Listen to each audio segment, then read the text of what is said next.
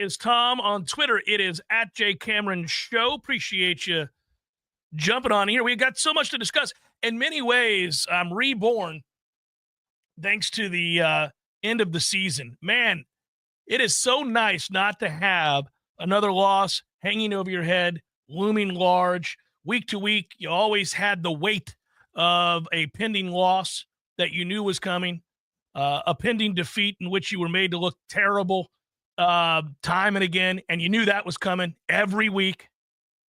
And now the albatross has been lifted. There's no game to play, nothing. All you get to do now is sit back, relax, and watch. Take it all in, and let's learn together what's going to happen. It's a mighty rebuild that is necessary. Looks like, it appears to be anyhow. Well, we have one confirmed and another that it looks like it's headed in that direction. Not confirmed yet, but certainly seems to be, according to multiple outlets, headed in that direction. And I'll get to both here in a second. The one we do know is 100% already done and has been spoken to is, in fact, Gus Malzahn. And he is the new offensive coordinator. I think a lot of you are expecting me to be angry by that hire. I'll tell you, I needed some time. I needed some time to digest that decision. And honestly, I'm all right with it. Now, I've said this about whether it's an OC or a DC or any other coach, a head coach included. We know that none of these things come with guarantees. None of these things, there are coaches. We all have a ton of examples. There are coaches that had a lot of success in one place, miserable failure in another, something mixed in between over here, followed by failure, followed by success. So we know that each situation is different and that nothing comes with a sure thing written in. And we hope certainly that, when you make an informed decision like that you're going to get it right. But they don't always get it right. Not everybody gets it right. And we watch it time and again. And so I don't know what's going to happen in the Gus Malzahn era of offensive play calling at Florida State. I know what he wants to do. I know what he's done in the past, and I know where he's succeeded and failed.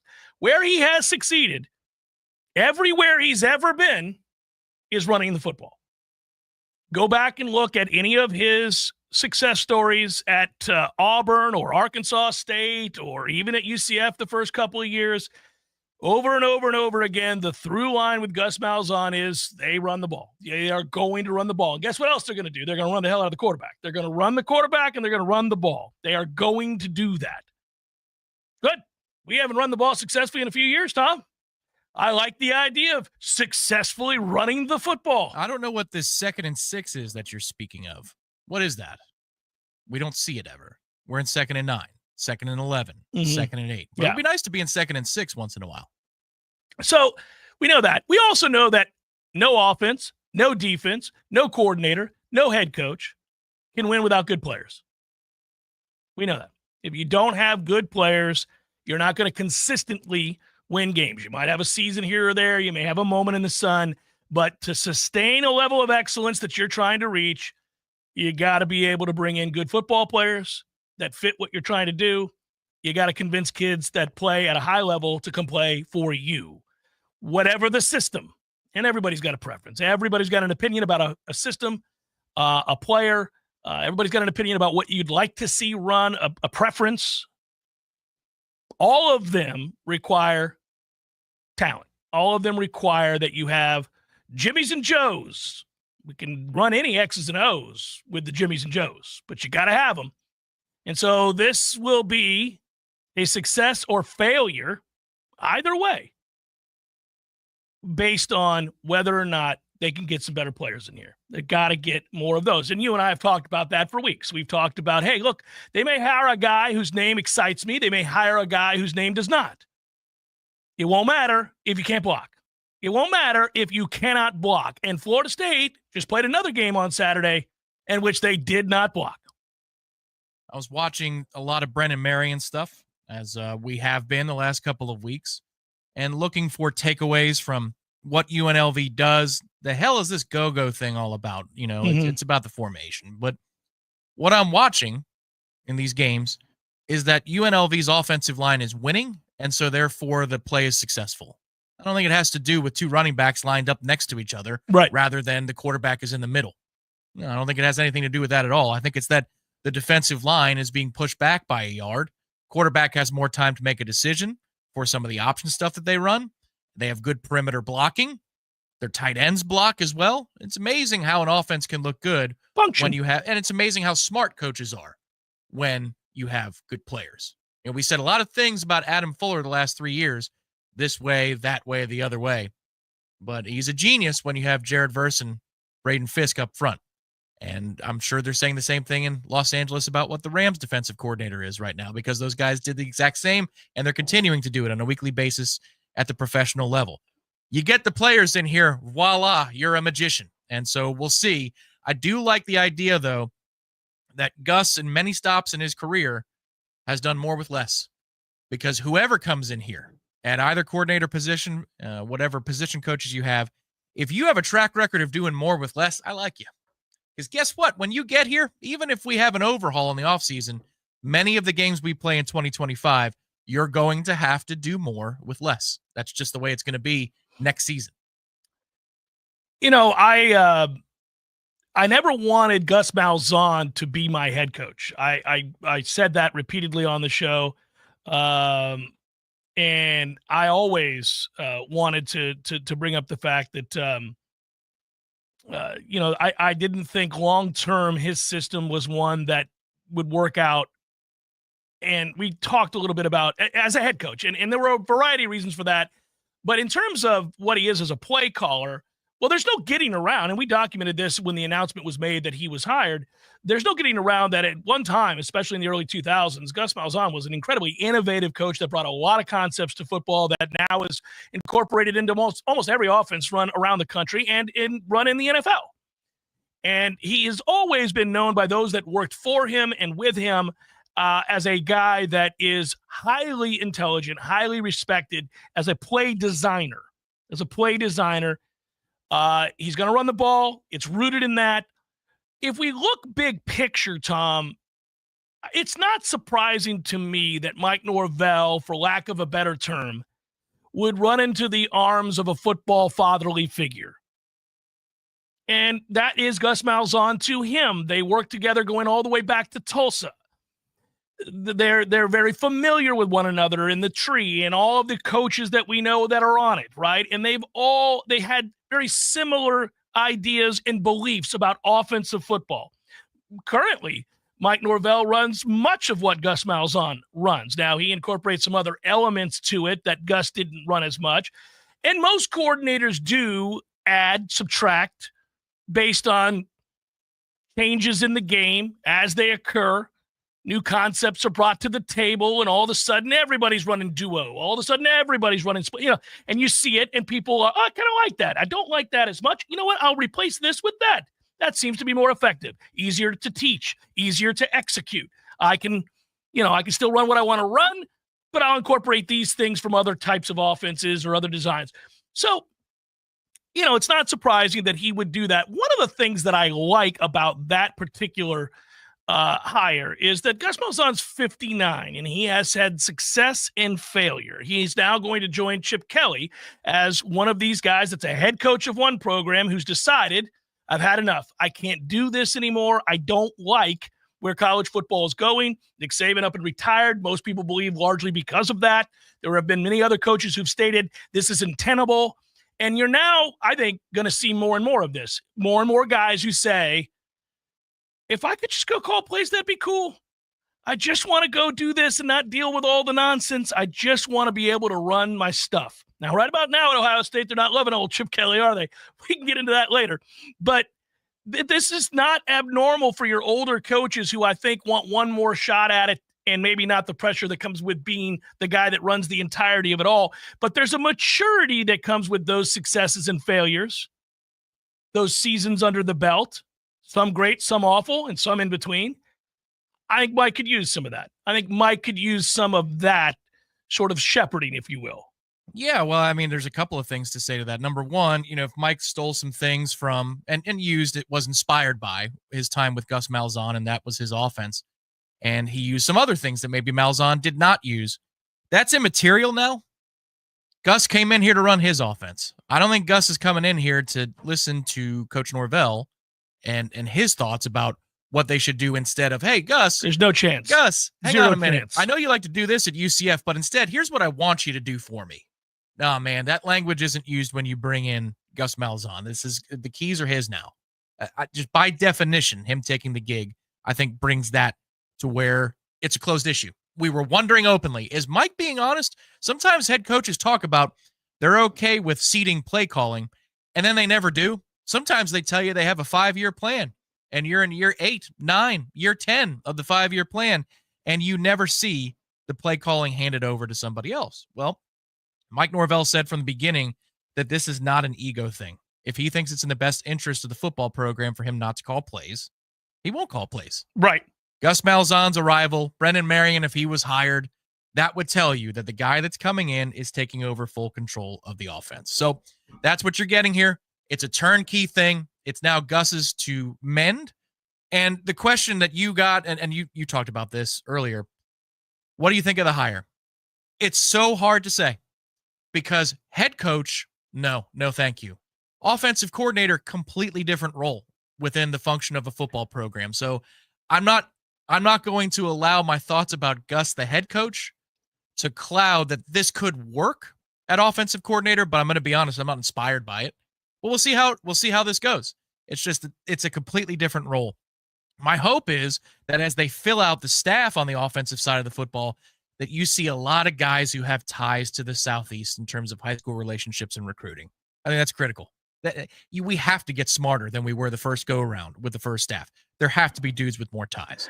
So the other side of the ball, it is expected. It is not finalized. I want to make this very clear. It is not finalized, but it is very much expected. You can look anywhere you want to look, anywhere across the landscape of coverage for college football, whether it is Warchant or any other site or any other.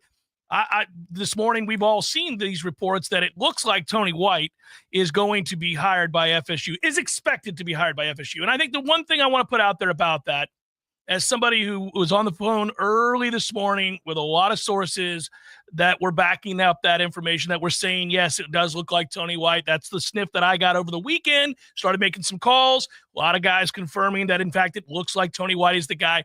One thing to note on that is that until a coach has signed the sheet of paper or whatever, we have to say is expected. So we're going to say is expected. All right. Now, let me just talk on this for a second, because if Tony White is the hire, he's a 45-year-old defensive coordinator / associate head coach at Nebraska.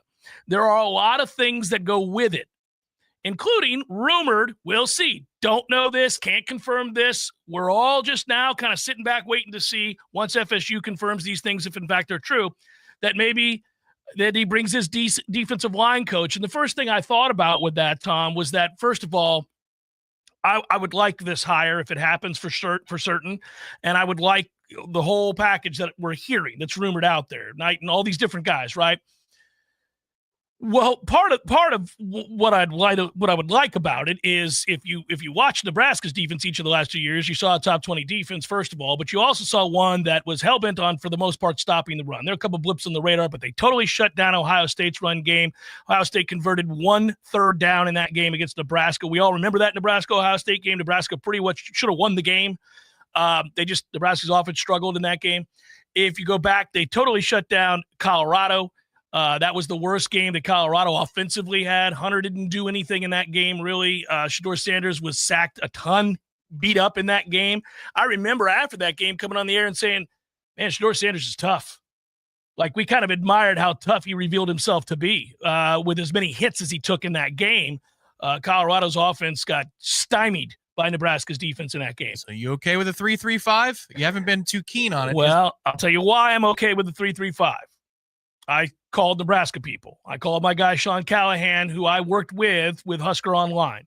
And I wanted to know more about what Tony White brought to Nebraska, if in fact we end up hiring him and it becomes official. Right now, it seems like it's going that way. We're all waiting for the final news so we can just say it's confirmed. But the point would be that he said, no, he's very multiple. He'll have a four-man front when he needs to. He'll sub out a defensive back and bring in another line. He'll do all these things when he has to, or a linebacker out and a defensive lineman in. He'll do those things. But he's talked about how there were games where they watched. Now, listen, they got lit up by Indiana. It was a 14-7 game midway through the second quarter. Looked like it was going to be a hard-fought game. Nebraska turned the ball over. Indiana went down and scored, and it looked like Nebraska quit, quite frankly. And that's never good. You don't like to see that, but you got to watch and be objective about these things. I can't tell you that they shut down everybody they faced. They shut down most of the people that they faced.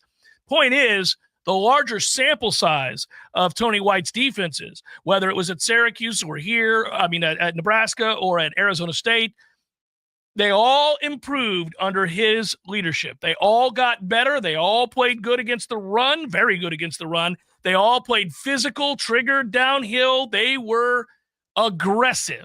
Pressure from all over the place. The offenses struggled to figure out where the pressure was coming from. So I philosophically love that part of it. Being malleable, being physical, stopping the run, everything being predicated on that. Okay. No guarantees. Maybe he comes here and fails. I don't know. We all want assurances after going 2-10. We all want to know that we're going to get the best version of Gus Malzahn, because we've seen the good version of Gus Malzahn. It was really, really good. We've seen the terrible version of Gus Malzahn. It's not good at all. I was critical of that version. We've seen Nebraska on defense these last 2 years play quite physically, play very well, both years top 20 defenses. But they've also had some outlier games where you're like, what was that? What happened there? You're not going to get 100% guarantee home run, both guys, no matter what. Let's all sing Kumbaya. You're not going to get that. We're gonna have to wait and see. We're going to see what happens. Yeah, you got to get players. Same thing as offense. You got to have players. As of right now, though, it looks like Tony White is expected to be. As far as the other stuff goes, while we're on the air, I'm sitting here getting messages from people, especially those that are covering Nebraska. They wanted me to come on right now. I'm like, I'm on the air, guys. I can't come on right now. But they're having this discussion at Nebraska. That I will tell you, that emboldens me. I'm excited about the possibility of Tony White, but I think we're all so beaten down and downtrodden as Noles. None of us can exhale until it's officially signed and they're announcing him, right? Because how many times have we had a recruit say yes, guaranteed he's going to come to Florida State, and in the witching hour it happened that he flipped, right? So none of us know anymore. This seems about as sure thing as you can get in the business. And the reason I say that is Nebraska's reporting it as well. So they're the ones covering the program up there. I feel pretty good about that, but we'll wait and see. But when I talk to them, and by the way, we recorded an interview with Sean Callahan today. He is with Husker Online. We'll run it today if we can get confirmation that the hiring has happened. We don't want to run it until we know for sure. But if the hiring happens and goes through the way that many are speculating that it is now, Tom, then we'll have that. He said that the Nebraska fans were pretty concerned, pretty worried. They most think very highly. You're not going to get 100% of people, but most think very highly of the job he's done. Well, he was also paid handsomely to do it. So that's the other thing here. Florida State has never been cheap with assistant coaches, but this would be yet another example of an 8-figure buyout being paid likely to all the guys that have exited and will be exiting and no longer a part of this staff. That's 8 figures on the way out. What about on the way in? Tony White would not be inexpensive. He would be expensive to bring in. Very expensive. When you have associate head coach next to your name to go along with DC, you're making a lot of money. Associate head coach is a way for them to pay you more. That's correct. Yeah. And depending on where you look, is a better way of saying it. 1.6, 1.9, somewhere in that area is what he was making at Nebraska. Florida State, we already have said before, we'll have to overpay. Florida State will probably have to overpay for all of these guys. When you're in a bind, this is what happens. that sort of leverage is used against you. Same thing for players. I mean, you're desperate, and they know it. Agents certainly know it.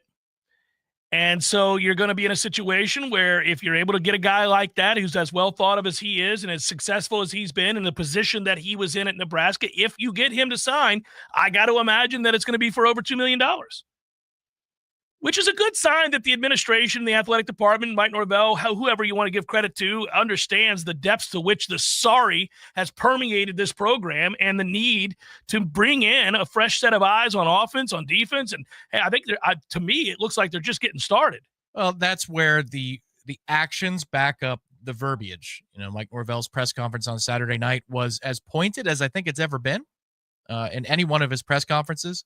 He had the darting, intense eyes throughout the 20-plus minutes he was speaking after the game was over, and he talked about how this would be addressed quickly. He said it was going to be immediate, fast fix. And he said so without that PR look that he has from time to time where you could tell that he understands the setting, every word's important, and so I'm going to be measured. He showed a lot more emotion. He was more raw in that setting, and he said it would be quick. And so, if this thing all goes through and it's all announced here in the near future, it was expensive, but it was also quick. And also it gets you a couple of yeses. I mean, Malzahn feels like that's done, even though they haven't put out the graphic on the university side yet. It's not nothing to have 24, 48 hours before the early signing period. It's not nothing. It's better than the alternative if you can get these things locked down. Well, and what we don't know, and you hear whispers behind the scenes and speculation, and, you want to go with a lot of these things or get excited and talk about them, but you also want to be careful. We're all trying to be careful. But one of the things to note is that, you hear all kinds of rumors about players that might be willing to come if, in fact, Malzahn's the hire, players that might want to be headed to Tallahassee if, in fact, Tony White's the hire. And if that defensive line coach comes with him, what might he bring? Because exactly, we're all doing the math right now in our head about this roster and what you have. And you're talking about, all right, how does this scheme work? How does this work? Okay, do we have the personnel to run that? Well, look, I mean, the answer might be, I'm not real sure. I don't think so. Or it might be, yeah, I think we do. Either way, we don't really know to what extent and how efficient you'll be able to run anything until you find out, A, these are finalized deals. B, are they bringing players with them? Do they tip the scale in your favor for some recruits that you're maybe not even on your radar right now? Yeah, both recruits and transfer portal candidates, not just from the rosters that they are currently working for. Because everybody, the moment that you get a coordinator, I looked that Saturday when the news was coming down between the time we heard it at Hotel Indigo and then we get sat down for the video. I'm looking at their roster. I'm looking at their recruiting class. Yeah, you looked at the offensive lineman. Even if it's 3 people, can you give me 3? Bring 3 with you. That's better. If we're gonna need a few dozen, at least give me something close to 10% roster turnover that you can bring with you. Same thing. If this thing gets done, you look at Nebraska's roster, you look at their recruiting class, or maybe some kids that they were in on, but they finished in second 4, perhaps. Things like that, where Tony White or Knighton were the primary recruiters. These are the things that you have to consider, and so. That's where it gets fun because you're grocery shopping again. And that's way better than watching this team's third down efficiency on offense and defense, their red zone efficiency, and just getting blown out every 60 minutes where they play a team with a pulse. Yeah, and listen, we are waiting again. We are waiting for the 100%. It is signed. He is the guy confirmation before we go with some other things that we have. So we'll wait patiently or rather impatiently. We'll all wait. We'll do that. But I got to say, Tom, I think that I got excited, and I think the fans will be excited when you start connecting the dots like you were just starting to do a moment ago. Who's worked with who? What connections do they have in this state? Oh, now I see the vision, why it might be happening. That kind of stuff. If it goes through. It's the Brian Windhorst. Yeah, you start getting pretty excited, actually. You're like, oh, well, that makes more sense. Oh, and him, okay, he's got a connect. I see. So there is some of that here where you've got the classic, the whiteboard's behind me and all the arrows and the strings are pointing at every, like, he worked with him. He was in Homestead. He worked over here. He's got a connection to the Miami high schools. You're like, oh, okay, it makes some sense. But it's just got to get confirmed. We just got to wait and see. There's so much to digest today. including what was a crazy weekend of college football with bizarre results. It started really on Friday, and I want to get into that stuff while also noting that it's a heavy lean towards Florida State content today because the season is over. We can put that disaster behind us and begin to look ahead to how you fix it. We know what it was. We no longer have to talk about being in the midst of. It's over. What we saw on Saturday night was very predictable. Florida State loses to Florida convincingly. Florida State continued to shoot itself in the foot over and over again just when they would get something going. But when you get news of Gus Malzahn being hired, and then you get news that maybe Tony White is going to be hired, and then you get rumors about other players and coaches that may be coming, it's hard to kind of think about anything other than that. It's hard to think about anything other than, okay, well, let's start thinking about the future. Let's thinking about, what this is going to mean for Florida State. We debated all during the course of this disaster whether or not Mike would be the right guy to fix it since he oversaw this disaster. Plenty of people fall on one side of that argument. Some people fall on the other side of that argument, certainly. You get both sides of it. I do. At the same time, you're frustrated because you're watching your recruiting class fall to pieces, and here on Wednesday, we've got there's so much on the horizon, but things are happening within the next 72 hours. Florida State has got, I'll be very interested to see if they are able to finish the deals. I mean, we're still waiting. Has anybody seen Gus Malzahn in front of a Florida State banner? No, we haven't. So let's wait until, I'm curious, when do they make the official announcement? The sooner the better. Let's get moving. You got signing day on Wednesday. So the sooner the better. I think recruits would like to know. I'm with you. Yeah. There was one recruiting interview this weekend. I forget the player. I was helping with a little bit on the site yesterday. It was a Matt Lasser report. And he said that, they should know by Monday or Tuesday on the defensive side of the ball. Like, this is where the recruits sometimes can give you a window into the coaches. Today's Monday. Yeah, right. Yeah. Let's go. You would want it. Let's go. Because you would want that guy to take off the polo he's wearing, put on your polo, and then make some phone calls or FaceTimes with your polo on. That's the key. You change the laundry and you change the job. Well, I'll invite you, Mike, Norvell, anybody else that'd like to come on the Jeff Cameron Show. I don't know. We've been covering the team for 27 years. The most consistent and largest contingent of fans of Florida State that follow this show right here. Let's go. Let's have a joint announcement. Won't it be fun? We can all celebrate together. If you want to come in studio, I'll hold your arm up. It's the Jeff Cameron Show, 93.3 Real Talk Radio, Warchant TV. Know your body and transform your life with DexaFit Tallahassee, your go-to for science-backed health insights. Their DEXA scan gives you the most accurate body composition available, measuring bone density, muscle mass, in both subcutaneous and visceral fat. Get the data you need to track progress and make real changes. Your VO2 max is the best indicator of health and longevity, but it offers more than just a number. It shows respiratory function, calories burned at different intensities, and whether your body burns fat or carbs, helping you train smarter. DexaFit's RMR test reveals how many calories you burn at rest and the type of fuel your body uses, so you can dial in your diet for weight loss, muscle gain, or maintenance. And their red light therapy soothes sore muscles, reduces inflammation, and rejuvenates your skin. Right now, get a DEXA scan and red light therapy for just $99. That's a $184 value. Call 850-510-7728 or visit DexaFit Tallahassee's website to book. Know your body and transform your life this fall with DexaFit. Every journey starts with a first step, a daring step. What they don't say about first steps is that you have to keep going, taking step after step, and eventually you take a big leap, accomplishing more than you ever thought possible. After 57 years, Tallahassee Community College is soaring even higher, and we're now officially Tallahassee State College. We invite you to take a step and visit Tallahassee State College.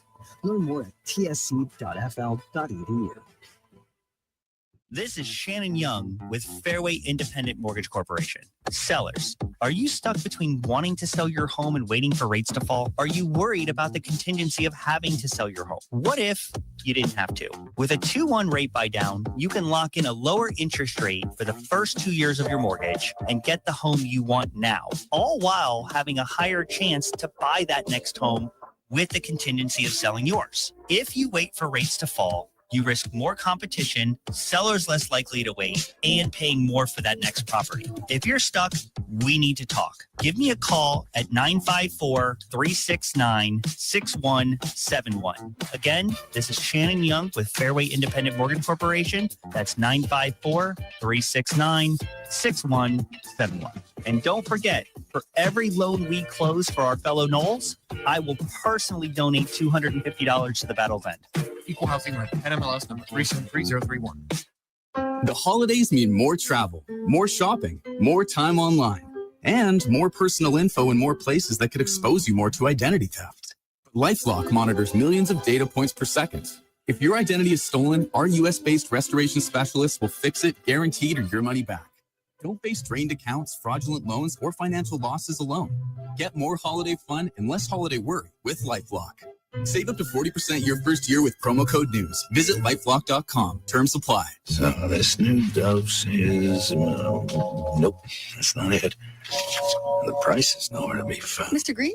Hi, it's all good. We've got this. This is not just help from a Walgreens pharmacist. Oh, new prescriptions. Cool. Let me check to see if these are the lowest cost options covered by your Medicare plan. Oh, that's great. Thank you. This is someone supporting you every step of the way. Chat with a pharmacist today to find help saving. This is the human kind of help. Walgreens.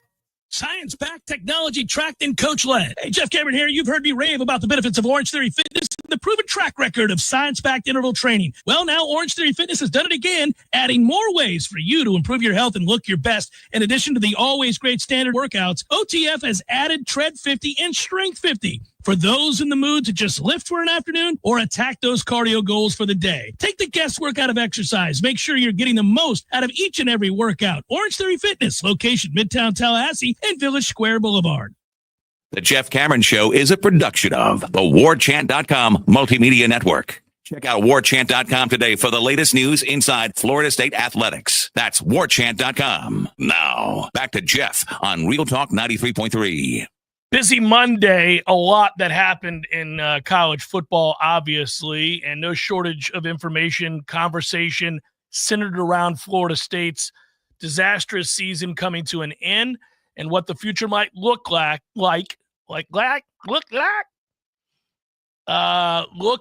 with some coaching hires. One seems to be assuredly done, and the other is maybe in the mix of being finalized, is what it sounds like. I'm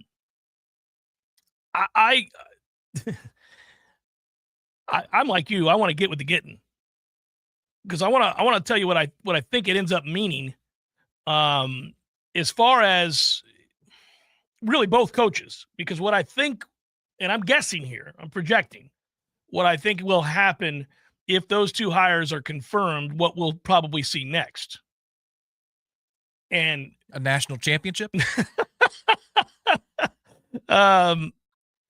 No, well, maybe. But I do think that there are some names that will be attached, like all coaches, that will be attached to their hiring. So I'll give you an example instead of being vague, ambiguous. Herb Hand is the offensive line coach. You know that, at UCF. Yes, with an all-time great name. Herb Hand has a great name. He's been around the block for a long time, and he's done some really good work. Over the years, Herb Hand is a guy that was associated with Penn State, associated with Vanderbilt when he was there with Franklin. But, you know, this is a guy who's been around. Tulsa. Okay, so we're starting to put the pieces together here, right? So there's Tulsa, which also had Malzahn, which also had Norvell. Okay, now you go from there, Vanderbilt, Penn State, that's the Franklin connection. He coordinated the run game at both places. Then offensive line coach where? Auburn during a good run, and then Texas, and now UCF. It would seem to me Gus would probably want to bring Herb Hand with him. We'll see. He was also at one point in the early 2000s, Herb Hand was with West Virginia. Was a tight ends coach and a recruiting coordinator back then in 01 through 06. Herb Hand's been around the block. He's produced plenty of NFL talent, including Donovan Smith, who I didn't love, but, you know, nonetheless. Super Bowl champion nonetheless. So, this is a guy that's worked in the SEC, worked in the Big Ten, worked at Texas. Okay. So we'll see if the Malzahn thing is, I guess, finalized, or do we know that? If it is, then I would guess that we may end up hearing about Herb Hand. Maybe. That's conjecture. I don't know that. Just seems to make sense. Connect the dots. Trying to figure out if, in fact, if Tony White becomes the DC. If he is, does he bring somebody with him? Well, a lot of people think that he'll bring Knighton with him, the defensive line coach, who a lot of people at Nebraska absolutely adore. Would we hear that? What does that mean? Well, that would mean what? It would mean that our beloved defensive line coach is either retiring or taking on a different role. Again, this is all speculative. I don't know for sure that that's going to happen, but that you would start to connect the dots because of the relationships. It would affect recruiting. It would. You also have unlimited coaching capabilities now in a way that you didn't before. Because Papuchis is also the defensive ends coach in addition to special teams coordinator. Again, just listening to some of the exit interviews from kids that were on campus this weekend, Tony Tokar's name came up in the active, not in the past tense. Yeah. Papuchis' name came up. Well, look. It came up in the past tense, didn't it, Papuchis? I don't think it did. Maybe I heard it differently. Okay. The point is that, a coaching staff will keep a prospect on a need-to-know basis if there are moves that need to be made. But sometimes they're telling you and they're giving you a window into their future plans. It's just what makes this difficult to project in terms of what the final staff will look like is now that analysts can coach on game days. You don't have, effectively speaking, the same cap that you used to have in terms of coaches that you can have on the roster. So you could have reassignments and not dismissals here for some of the assistants. That is still a possibility. Now, as for who gets those titles of defensive line coach and, linebackers, special teams, tight ends, receivers, running backs, that to me remains a very fascinating question. I just hope when it comes to the guys that can actually hit the road and recruit on the road, that you do upgrade there. If you keep a lot of the same guys around the building, I don't know if that's a bad thing, but as long as the guys that are allowed to hop on a charter flight or hop in a car and go see somebody in South Georgia or South Florida or anywhere in between, I hope that staff has some names that give us a little bit of juice. The way that we're talking about coordinators, I think there's some juice with the resume of a Gus Malzahn. If you're just talking about offensive coordination, not recruiting, you have some pizzazz there. Tony White, certainly. You feel juice. How about getting a few position coaches in here that you feel the same way about recruiting? You say, oh man, they are connected. How great would it be to hear a hire or two and the response be from the former institution, from people in the business? Well, that dude's connected. He'll get you in the room with the 4- and 5-star kids. He'll get them on campus. That's what we need next because talent acquisition is so monumentally important.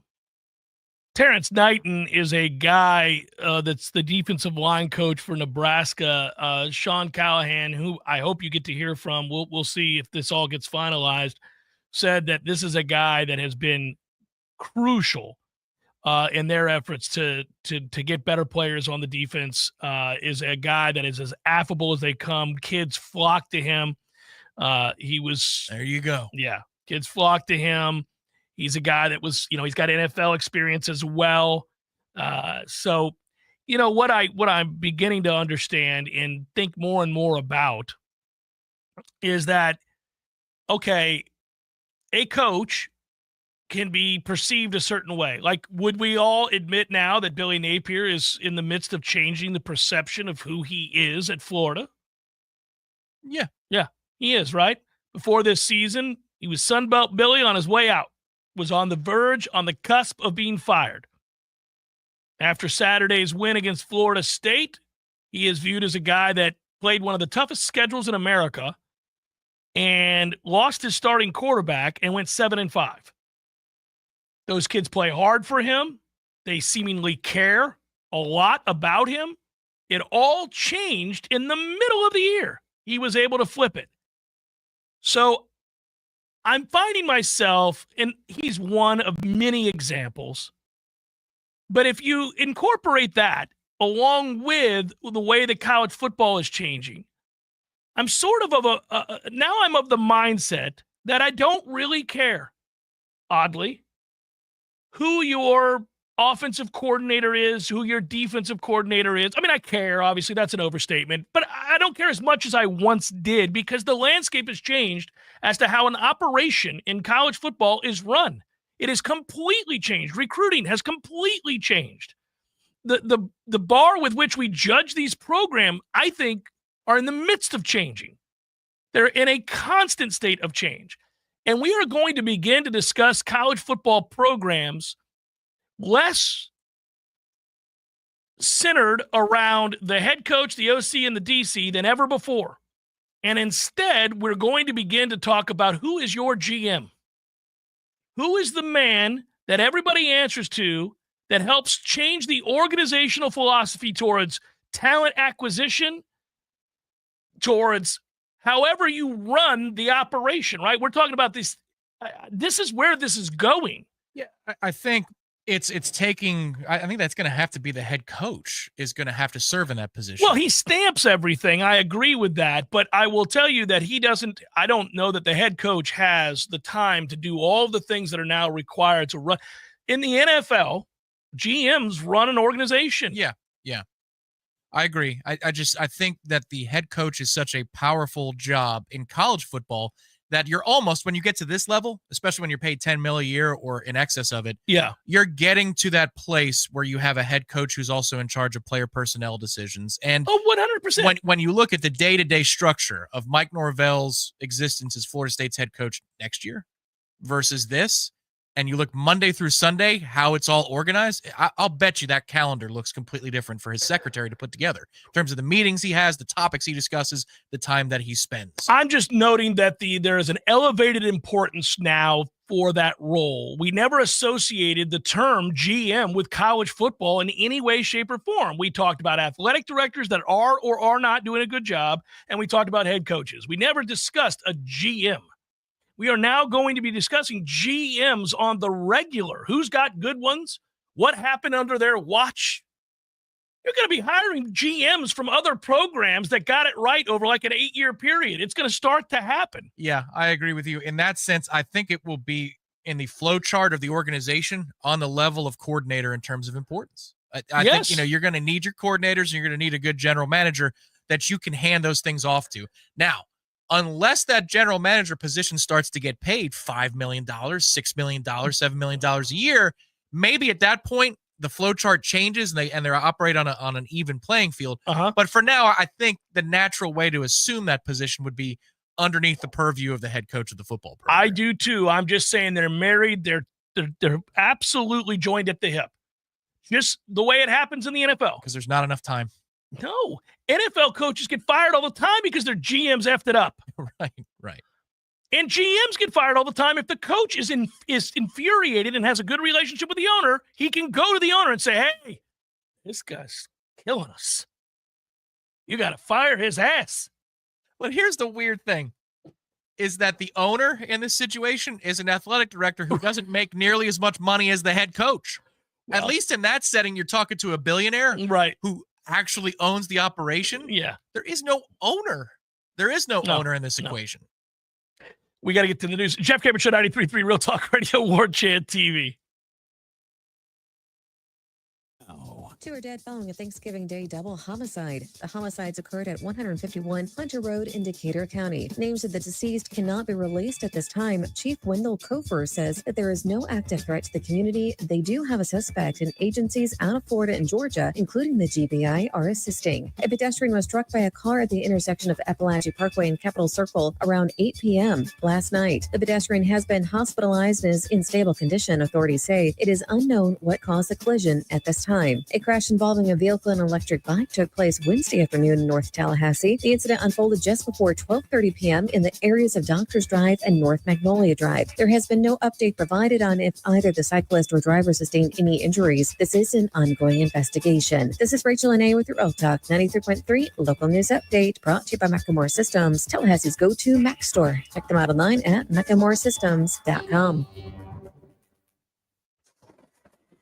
This is meteorologist Paul Trombley with your Real Talk 93.3 weather update. Ample sunshine expected this afternoon with daytime highs approaching 59. Northerly winds 5 to 10 miles per hour. Clear skies again tonight. Lows dip down to about 33. High temperatures reach up to 54 tomorrow. Ample sunshine expected. Daytime highs approaching 59 Wednesday under clear skies. 69 Thursday. This report is brought to you by the Lawn Johns. For all your landscaping and lawn care needs, visit thelawnjohns.com. Currently, it's 57 degrees. Games for Less, Tallahassee's largest selection of new and used games, as well as new and used consoles like Nintendo, Super Nintendo, Atari 2600, PS4, and PS5. You name it. Locally owned and operated since 1994, trade-ins are not only welcome, but Games for Less pays more for your trade-ins than the big chain stores. That's not all. Games for Less now buys and sells new and used vinyl records to boot. George loves the Beatles, by the way. Reserve all the new releases today at Games for Less, conveniently located in the Walmart Supercenter Plaza on Appalachian Parkway. There he is. Haven't seen this guy since, what was it? Oh, shoot. U2 at the Sphere in Las Vegas, baby. Hey, how about that, man? Wasn't that fun? Good show. Good show. Everything about it. Nearly perfect. Nearly perfect. I had everything I could possibly want. I wanted one thing, couldn't find it, and I looked everywhere. No Cubans. What do you mean? No Cubans. There was Cubans. No, I didn't see any Cubans. Dude, No. I'm sure there was Cubans there. I mean, you know. No. I walked around. There was a moment right before the show. I thought, got to find some Cubans. Nothing. Dude, there's Cubans. There was Cubans. I'm sure there was Cubans. In Las Vegas? In Las Vegas. No Cubans in Vegas. There's Cubans in Vegas, man. Eddie, there were no Cubans. Jeff. The sandwich. There were no Cuban sandwiches. You're Cuban. Of course I know there were Cubans there. Oh, the sandwich. Yeah, no, there probably wasn't many there in Vegas. No Cubans. No, not yet. Gordo's, bringing the flavor and flair of Cuban food to Tallahassee since 1996. The Jeff Cameron Show is a production of the Warchant.com Multimedia Network. Check out Warchant.com today for the latest news inside Florida State athletics. That's Warchant.com. Now, back to Jeff on Real Talk 93.3. Rolling on a very busy Monday, busy day in a good way. This godforsaken season is now behind us, and we did get to revel in a little schadenfreude over the weekend. Was there anything better than watching Miami lose to Syracuse? Having invested all of that money, ponied up, all in. It's our time. We got the guy. Here we go. Yeah, you're not even playing for the conference championship. Didn't get there. Again. Now, we're the laughingstock. We're the butt of the joke in college football right now. It's not lost on me. It's certainly a fair retort for any of our rivals to say, get a grip. You guys went 2-10. We did. You know, we also won the ACC last year. You know who didn't win the ACC this year? Us. You know who else? You. In fact, you've never won it. Never. You just had a generational quarterback. Couldn't even get to the game. Couldn't even get to the game. That's a toughie. That's a toughie. Hate that for you. It was fun to watch. Oddly, it was also fun to watch Ryan Day's black-dyed beard suffer in the cold against Michigan. Does anybody look like a bigger doofus than that dude? Stop doing that.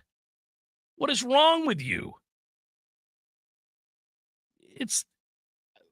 It's bizarre that nobody goes over to Ryan Day and says, hey, man, what are you trying to do?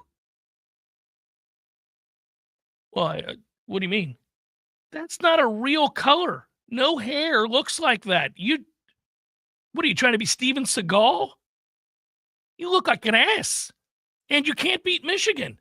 This is really annoying. Between your beard and our constant losing to Michigan, you're on the way out, pal. Get it together. So then that started what was plant the flag gate, and then every rivalry in America decided that there was going to be some sort of scuffle at the end of the game because of flag planting. It was Baker Mayfield Day. Man. Hey, you know what?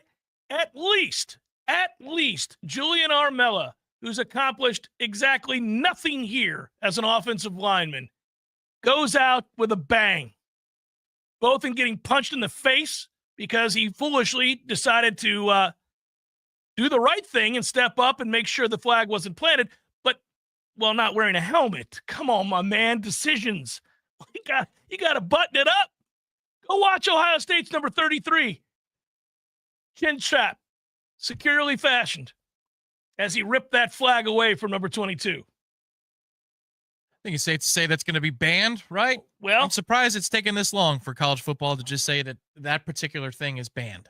It's the midfield logo. Who's banning it? There is no czar of college football. There's no NCAA that does anything worth a note. It'll be each conference announcing it, Yes. perhaps on their own time or under one banner of unified sportsmanship, and they'll put all their logos. It's an easy PR release for all of them to get an applause for. Right. So there's no loss here. But it's the midfield logo. The most disgusting thing I've ever seen is Bradley Chubb spitting on the logo here in Tallahassee and not being held accountable for it. Yeah, most of the time you can ensure that you're going to get punched in the face. Something's going to happen to you if you decide to plant a flag on a logo. Mm-hmm. Now, I get it. You know, the retort is, well, you don't like it to win the game. Look, somebody's going to win, somebody's going to lose every year. Like, we're just going to set this up. Yeah, what are we going to do? We're going to take the sod from the logo at midfield next year when we go down there and win the football game? Didn't do it a year ago or the year before that or whatever. I mean, it's like, I do understand Florida State's not in a great position to push back given that the sod cemetery exists. Usually it's in an obscure place of the field. I've seen it done a couple of times. Right. It's certainly not the midfield logo, but now it could be. Yeah. Well, it won't be. And I wonder how much longer the sod cemetery will exist. Well, it'll exist. I wonder how many more additions there'll be. Hour number 2, forthcoming. Stay with.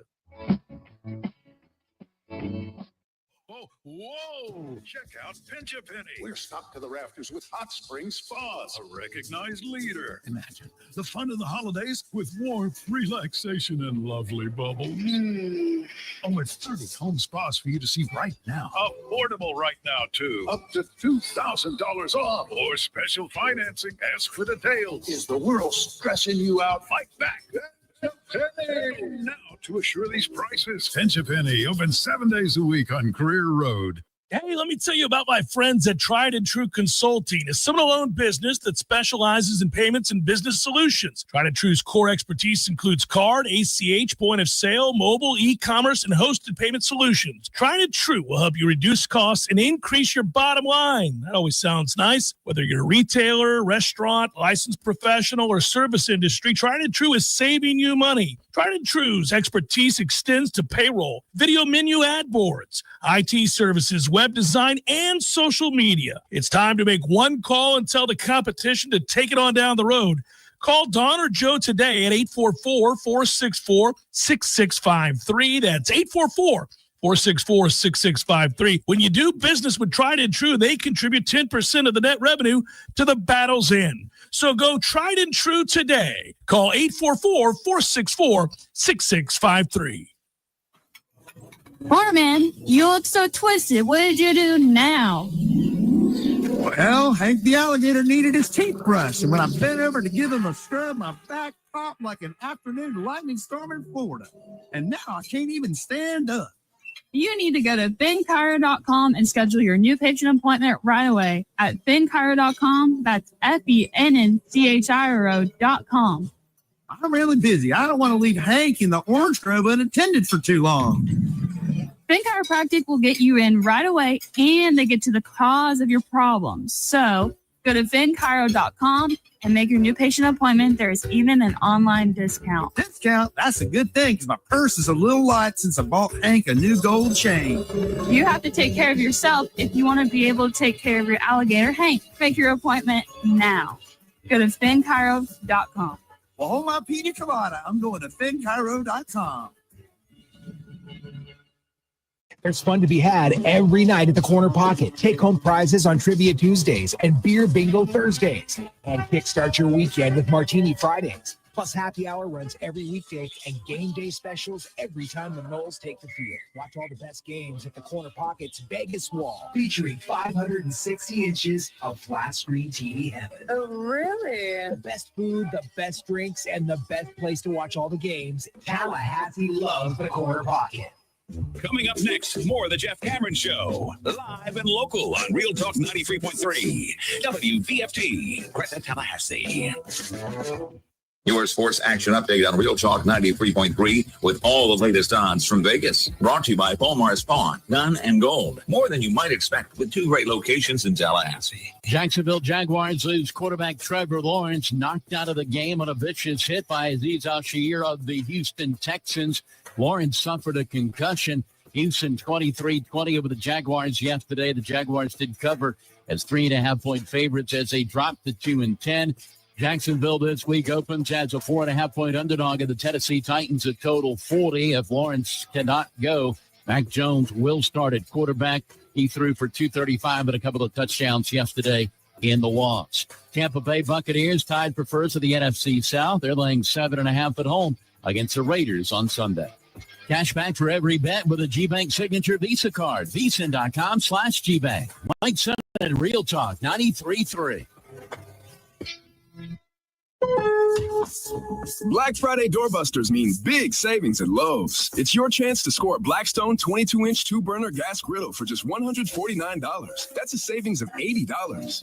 And save $800 on a Whirlpool side-by-side stainless steel refrigerator. Was $16.99, now just $8.99. Set your alarms. These deals won't last long, so don't wait to start saving before they're gone. Because Lowe's knows deals. About 11/29 through 12/2. While supplies last. Selection varies by location. Old Spice Swagger Holiday Pack, perfect for a gift to treat yourself. 24/7 holiday freshness with daily use can smell your bestest. I'm gonna be smelling great all season. Old Spice scents just can't be beaten. Chock full of value, saving that green. Got the essentials needed to feel clean. Deodorant, hair, body wash, and spray. Celebrate your holiday the Old Spice way. Ho ho ho ho ho ho ho ho.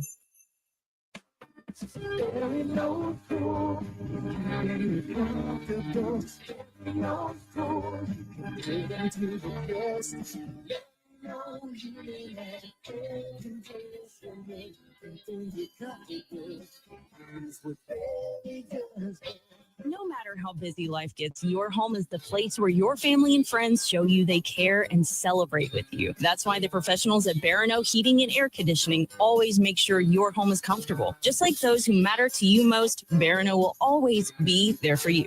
This is Tyler from Barano Heating and Air. Now you can schedule an appointment, purchase or renew your service agreement, or pay your bill from your mobile device. Any day, anytime, anywhere. When you turn to the experts at Carrier and Barano Heating and Air, online at baranoac.com. Florida license number CAC 1816186.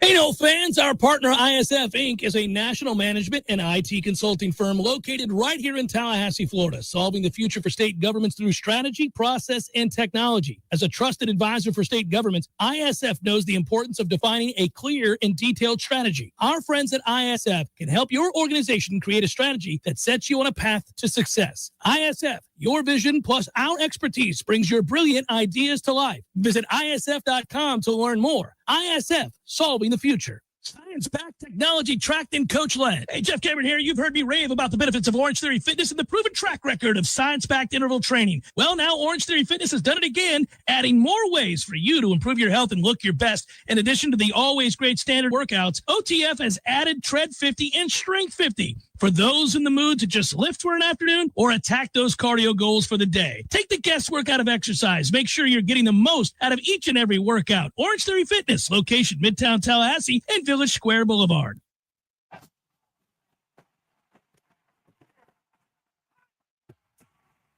Broadcasting live from Florida's capital city, this is the Jeff Cameron Show, brought to you by Orange Theory Fitness on Real Talk 93.3. Now, stop what you're doing and listen closely. It's time for the Jeff Cameron Show in 5, 4, 3, 2, 1.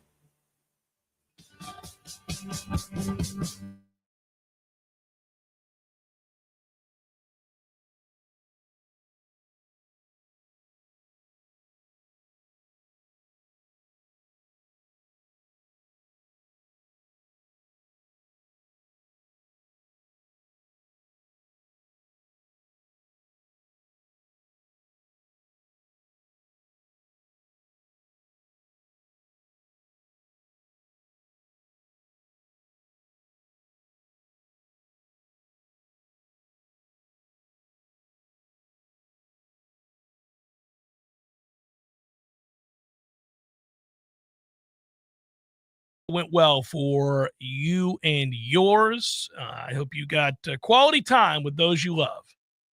Friends, family, both, maybe. That'd be great. I hope it happened. And, hey, we had a crazy run of college football. I do want to bring up something really quick before we go ahead and kind of recap where we're at for people just tuning in. This Monday is a hard Monday for a lot of people. It's a tough Monday. I always thought that when you have a Thanksgiving that falls where it does, and you got a couple of days off. A lot of people have a couple of days off before the weekend, and you get the weekend, and you get to work on Monday. Lord knows the kids have off from about November 15th to the end of the month. It's ridiculous. Banker's hours. It's out of control. I had a buddy who worked at a bank. I used to rag his ass. I'm like, working bitches. And so here's the thing. I have decided, and I would like to have the power to make an executive decision on this. However, I do not have it. But I am curious to see if you're with me or not on this. Here we go. Okay. College football has got to stop being stupid. There is no excuse for this ridiculous sham that we now call overtime in college football. We got to stop with the BS. They made a mockery of an otherwise incredible football game between Georgia and Georgia Tech. I'm tired of it. There's no reason to be going to 27 two-point conversions. There's no reason to put the ball on the 2 effing yard line over and over again. It's like the way we ruin soccer. We ruin soccer games with PKs. When you're trying to decide the end of an all-time great game, you don't bastardize the sport by adopting cartoonish rules and compromised endings. You don't do it. And the longer this went on, is it riveting? Sure, but it's not the sport. What are we doing? I would change at least one thing. I could see it either way, where you would have a postseason designation for overtime and a regular season designation for overtime, the way that baseball does it with extra innings, the ghost runner, and then hockey does a 5-minute abridged version that resembles in no way what they do in the playoffs. NBA, I think, is 5 minutes. Is it overtime? Is the NBA shorter in the regular season? I don't think it's 5. But yeah, go ahead. I'm here for that discussion about it being Play different in the regular season. Play a football game.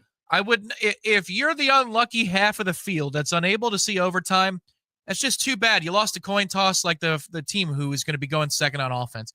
We do not need to process down the field this long pageantry of, all right, now they came up empty. We're going to walk 85 yards in this direction, and we're going to wait another 2-3 minutes for them to get to the other end zone for us to conduct overtime 4. And then when we get to overtime 6, we're going back the other way. No, man, that would be the thing I would cut, because that just takes too much time. First of all, overtime took an hour because of all the, That's what I'm saying. Yeah. You're walking from one end of the field to the other. It's just the coin toss determines what half it's going to be. Either the students get it or they don't. It's the luck of the draw. I want to point out that we don't need to do any of that. Just play the game, man. And by the way, if you're worried about it, in a regular season game, Tom, now, I'm trying to make executive decisions. I want to see where your head's at. Commissioner Cameron is going to tell teams, here's the deal, man. You got one of two choices. This is what we're going to do. We're going to play a 4-quarter game. If we're tied at the end of that 4-quarter game and it's a regular season game, it's a tie. We had ties forever. They were fine. We've played probably the most famous tie. Anyhow, it's tied. That's where you're at. We will judge by win percentage, is what we do anyhow in a lot of sports. So that's what we'll do. Hey, number 2, if you don't like that rule, fine. I'm giving you choices because I'm a benevolent commissioner. I have now said I would prefer just to say it's a tie. Guys should have won it and settled it in regulation. You didn't. On to next week. Great tie. You don't like that rule? Put 15 minutes on the clock. Kick it off. Let's go. We're playing football. We're playing a real football game. We're not doing this nonsense, this Mickey Mouse, asinine, put it at the 1-yard line goop. It's just stupid. If you're going to change it, I could see a hybrid approach to that as well. Like maybe both teams get a possession of the 25-yard line, their own 25-yard line. Oh, yeah, you got to earn it. And if it's still tied at the end of that, it's still tied at the end of that. Because then it's one possession apiece. Yeah. So if you're the first team to get the football, you decide what you want to do on 4th down. You could just... Yeah, you trust your defense is going to stop if you have to. Yeah. I would say if you go for it and you don't get it, the other team can take the ball where you don't achieve the first down. There's just something to have risk reward in that first possession where they don't anything but what they're doing. Yeah. Or you could just say, look, it's 4 downs. It's 4 downs. And if you don't get it, there's no risk, but you have one possession, make it work. When you do get into overtime 5 and 6 and 7, and you have to go for 2 in the second overtime also. I didn't realize that. I thought it was third overtime. That must have changed. I think it did change. In recent years. We haven't gotten that far to ever need that in a football game. But I am here for a discussion on changing it. I think that the postseason should be what you suggest, which is 15-minute rolling quarters. The way that the NFL now does that, if you're determining a playoff game, and we got more of them now, and there are going to be still more coming in the near future. Yeah. You can't be doing this 2-point dance to determine who moves on in a playoff. It's ridiculous. Just like we all get mad when we see a great soccer match end in PKs. We just bastardize the sport. And people say, oh, well, they get tired. Oh, boo-hoo, I'm tired. Get in better shape. Just in case you go to overtime, you got to be in good shape. Otherwise, the other team's going to beat you because they're not as tired.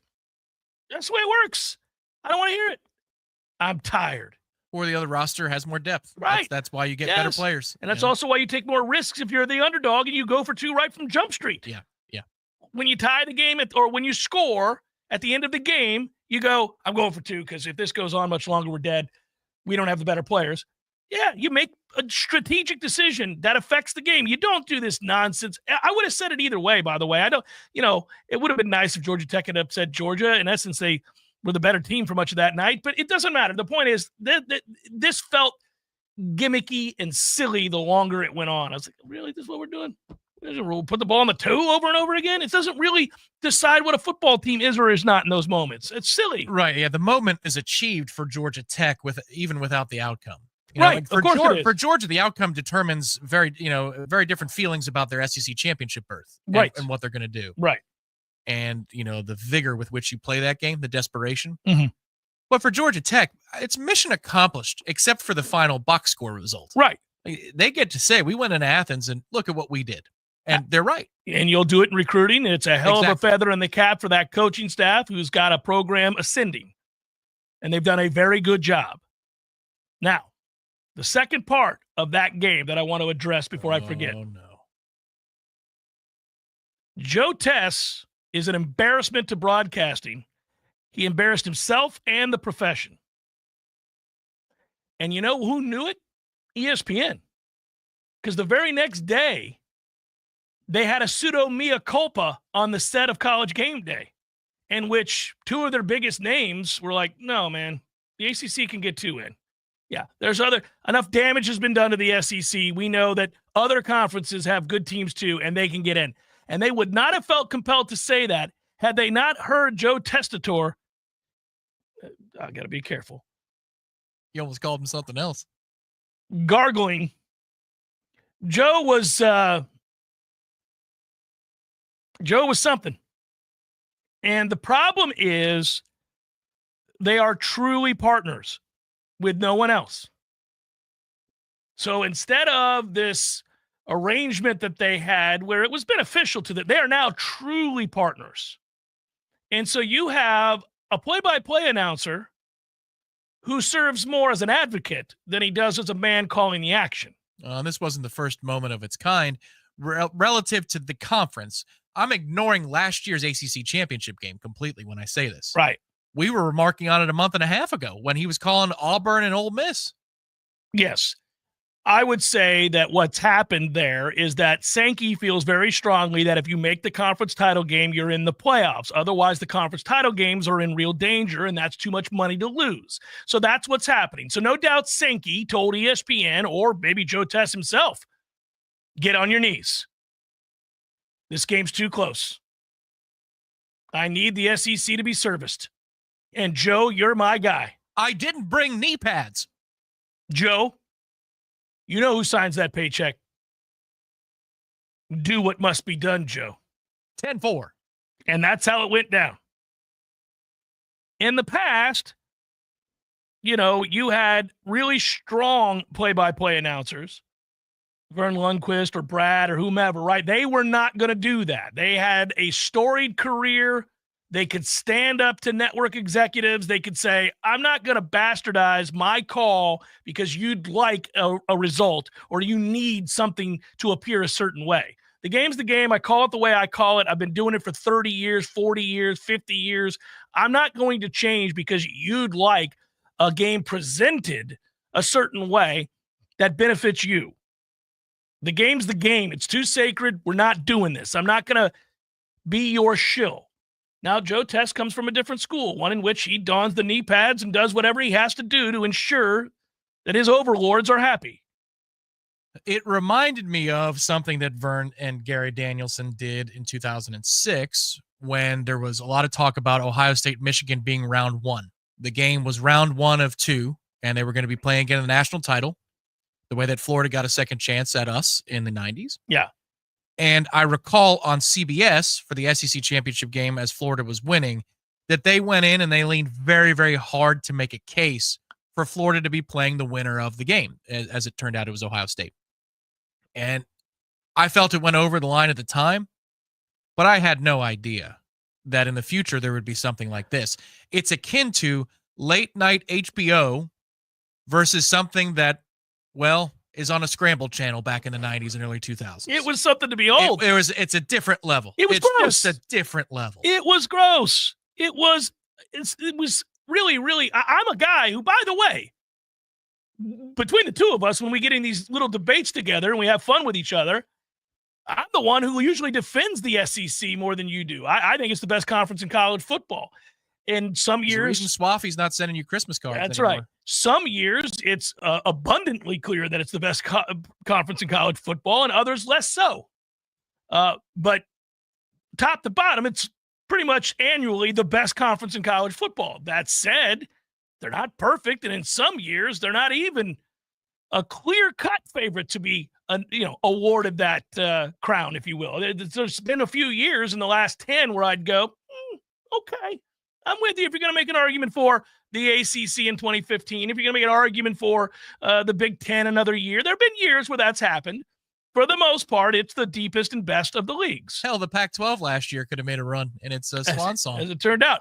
But my point would be that, I'm not saying this because of a major pushback towards the SEC. I'm not saying this that, well, how dare they? I'm saying, come on, have some respect. Where is the integrity, Joe Test? I mean, my guy could barely call the game. He was too busy telling us how the result really just didn't matter because Georgia was going to the playoff. They could lose by 117. It wouldn't make a difference. What are you doing, Joe? My job. What if, I'll ask you this, what if Texas drags Georgia 57-7 in the SEC championship game? And by the way, had Georgia lost that game to Georgia Tech, they didn't, but they might as well have. Perception wasn't good. So the point, they're in. Really? Well, I think if Texas drags Georgia, I would put Georgia in because they beat Texas. It's a good quality win in the regular season. Yeah, and a quality loss. Round and round we go. Yeah. Oh, yes, absolutely. Which actually is more important when you think about it. The quality loss is actually more important. That's what really gets you to the next level. So if it happens, he's probably right. I think that's the other reason they got very defensive on game day, is that Joe's probably right. They just didn't want him to say it 94 times at 12 decibels. It was just the silliest of, good Lord, Joe. Please have some respect, sir. I'm done with the charade. We all know it's true. They're in, and they should be. That was 2nd and 4. People were like, it was funny. You had SEC homers online go, Jesus, Joe. I'm giving up the ghost here. Everybody's going to be on to us. Joe. Joe. With the pink Cadillac. What are we doing? Come on. Take it back. Take it back. Take it back. Take it back.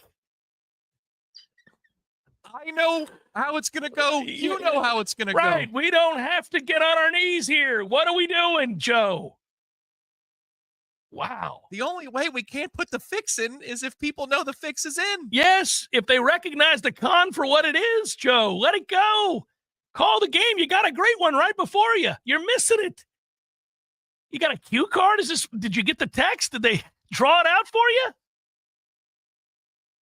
I do wonder, like, is it a situation where Sankey is like, give me my phone, and then he just texts directly to Joe Tessitore and says, here's what you're going to say. Our darling's on the ropes here. You can see it. This Georgia Tech team's outplaying Georgia in Athens. This is a terrible look for us. Let's remind people that it doesn't matter. Georgia's in. Yes, King. And Joe, lean into it. I'm listening and watching from my mansion in Hawaii, and I need to hear a convincing case for why Georgia could lose this game and the next. And they're in.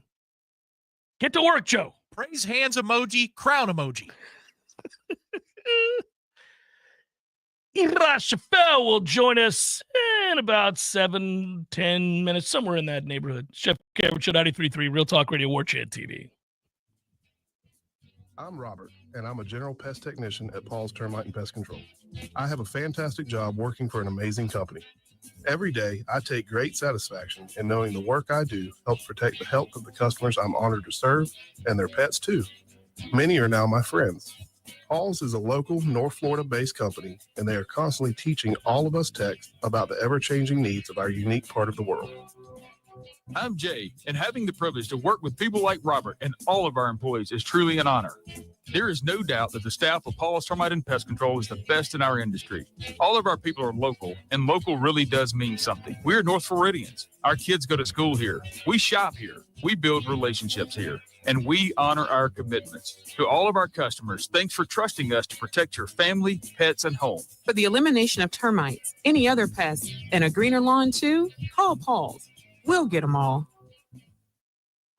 Homeowners, this is Shannon Young with Fairway Independent Mortgage Corporation, and I want to talk to you today about consolidating your debt. Are you struggling with your monthly expenses? Consumer spending and overall debt are reaching all-time highs, while homeowners are sitting on trillions of dollars in untapped equity in their homes. Don't be afraid to walk away from that 2% mortgage while you're paying double-digit interest rates on credit cards and lines of credit and drowning in debt. Let's talk about how we can consolidate your debt, lower your overall monthly payments, and potentially save you thousands of dollars in the process. Give me a call at 954-369-6171. Again, 954-369-6171. This is Shannon Young with Fairway Independent Mortgage Corporation, and I'm at 954-369-6171. Equal housing NMLS number 373031. This announcement is brought to you by Fonville Lewis Messer McConaughey. If you're driving right now, you should know there's an 80% chance that the cars all around you don't carry any bodily injury insurance. Most people don't realize it, but in Florida, all the law requires is that drivers carry property damage insurance. This means that the texting teen drifting over into your lane or the drag racer on your rear bumper have no way of compensating you or your loved ones when they cause a crash. And this should scare the hell out of you. Fortunately, there's an easy way to protect your family from this, and it's called uninsured motorist coverage. It's an absolute must, but a lot of insurance companies are convincing folks to drop it just to save a few dollars. Take it from the personal injury experts. Don't. At Fonville Lewis Messer McConaughey, we've recovered millions of dollars in uninsured motorist coverage in crashes where our clients would have otherwise received nothing. So please, call your agent right now and make sure you have uninsured motorist coverage on your policy. We hope you'll never need it, but we'll be here for you if you ever do. Fonville Lewis Messer McConaughey. Don't settle for less. Social Kitchen is your go-to premier market for the holidays. Social Kitchen has premium meats, homemade sides, prepared meals, and custom charcuterie boards for all of your holiday hosting. Headed to a holiday party? Stop by and grab dips, spreads, and other prepared items for the entire party. Located off Cary Forest next to Ology, Social Kitchen has everything you need this holiday season. Go to socialkitchentlh.com or drop in to see what Social Kitchen has fresh and ready for you today. Science-backed, technology-tracked, and coach-led. Hey, Jeff Cameron here. You've heard me rave about the benefits of Orange Theory Fitness and the proven track record of science-backed interval training. Well, now Orange Theory Fitness has done it again, adding more ways for you to improve your health and look your best. In addition to the always great standard workouts, OTF has added Tread 50 and Strength 50. For those in the mood to just lift for an afternoon or attack those cardio goals for the day. Take the guesswork out of exercise. Make sure you're getting the most out of each and every workout. Orange Theory Fitness, location Midtown Tallahassee and Village Square Boulevard. The Jeff Cameron Show is a production of the Warchant.com Multimedia Network. Check out Warchant.com today for the latest news inside Florida State athletics. That's Warchant.com. Now, back to Jeff on Real Talk 93.3. Thanks for joining us. Hope you're doing well on a glorious Monday. The season is over, but the busy just gets started times 10 as we await affirmation that the coaches who are being mentioned and talked about over the weekend and on into this morning. It started with Gus Malzahn on Saturday, not all that long before kickoff of Florida State, Florida. The word was getting out that Gus Malzahn was going to be resigning as offensive coordinator for UCF or as head coach of UCF, and taking the offensive coordinator position at Florida State. Obviously, we've not heard from Gus Malzahn yet or Mike Norvell on that subject necessarily. Well, not at length anyhow. And Florida State has had no official statement. And then today, word was that Tony White would be taking the job as defensive coordinator. Now, I can tell you, as somebody who was in on that reporting, I'm not shying away from that. It appears that will happen, but it is not confirmed yet. But it seems certainly that is probably something we may hear later in the day. I hate when things happen when we get off the air. It reminds me of the old days with headlines when we would record headlines because of our schedules being weird the way they were. And minutes after we got done recording headlines, some major news would break and we would all be driving to our own abodes and somebody would have to call the other and be like, you want to circle back into the studio? Just found out so-and-so's not playing Saturday, or so-and-so is, getting fired or resigning or being hired or whatever it would be. And so, those were the kind of situations you'd find yourself in. And it's tough, but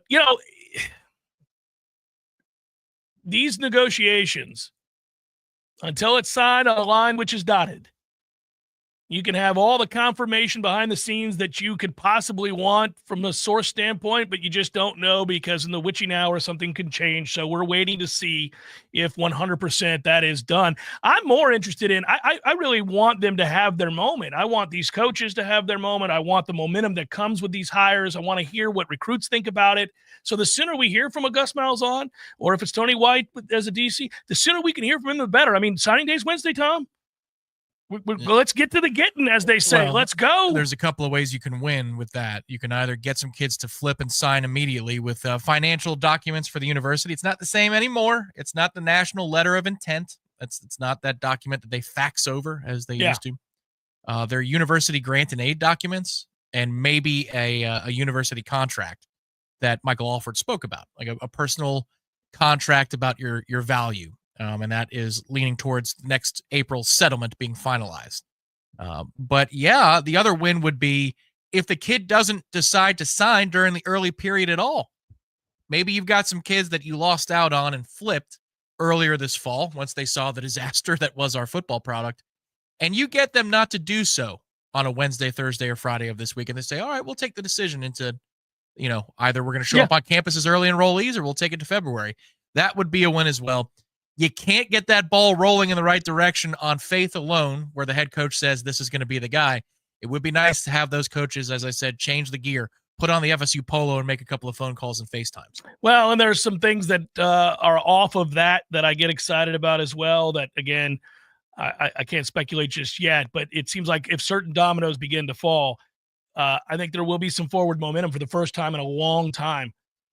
Certainly since this year started, right? Since this season got underway, we will see then, I think, some momentum for Florida State, and people could use the shot in the arm. That's for sure. This program could use the shot in the arm. Joining me now, my cohort at Warchant, Ira Shafel, Warchant.com. In fact, hello, Ira. How the hell are you, buddy? I'm good, Jeff. How you doing? I'm doing great, man. I'm excited that the season is over, that blank show is behind us. We don't have to, doom and gloom our way into Doak Campbell anytime soon and watch yet another predictable loss play out in a disastrous season. In fact, we've turned the corner to where optimism rules the day, and perhaps we'll get some official announcements from FSU and the momentum that's carried with those kinds of things. Your thoughts on what we're hearing and certainly what it means maybe if Florida State, in fact, does make these hires official.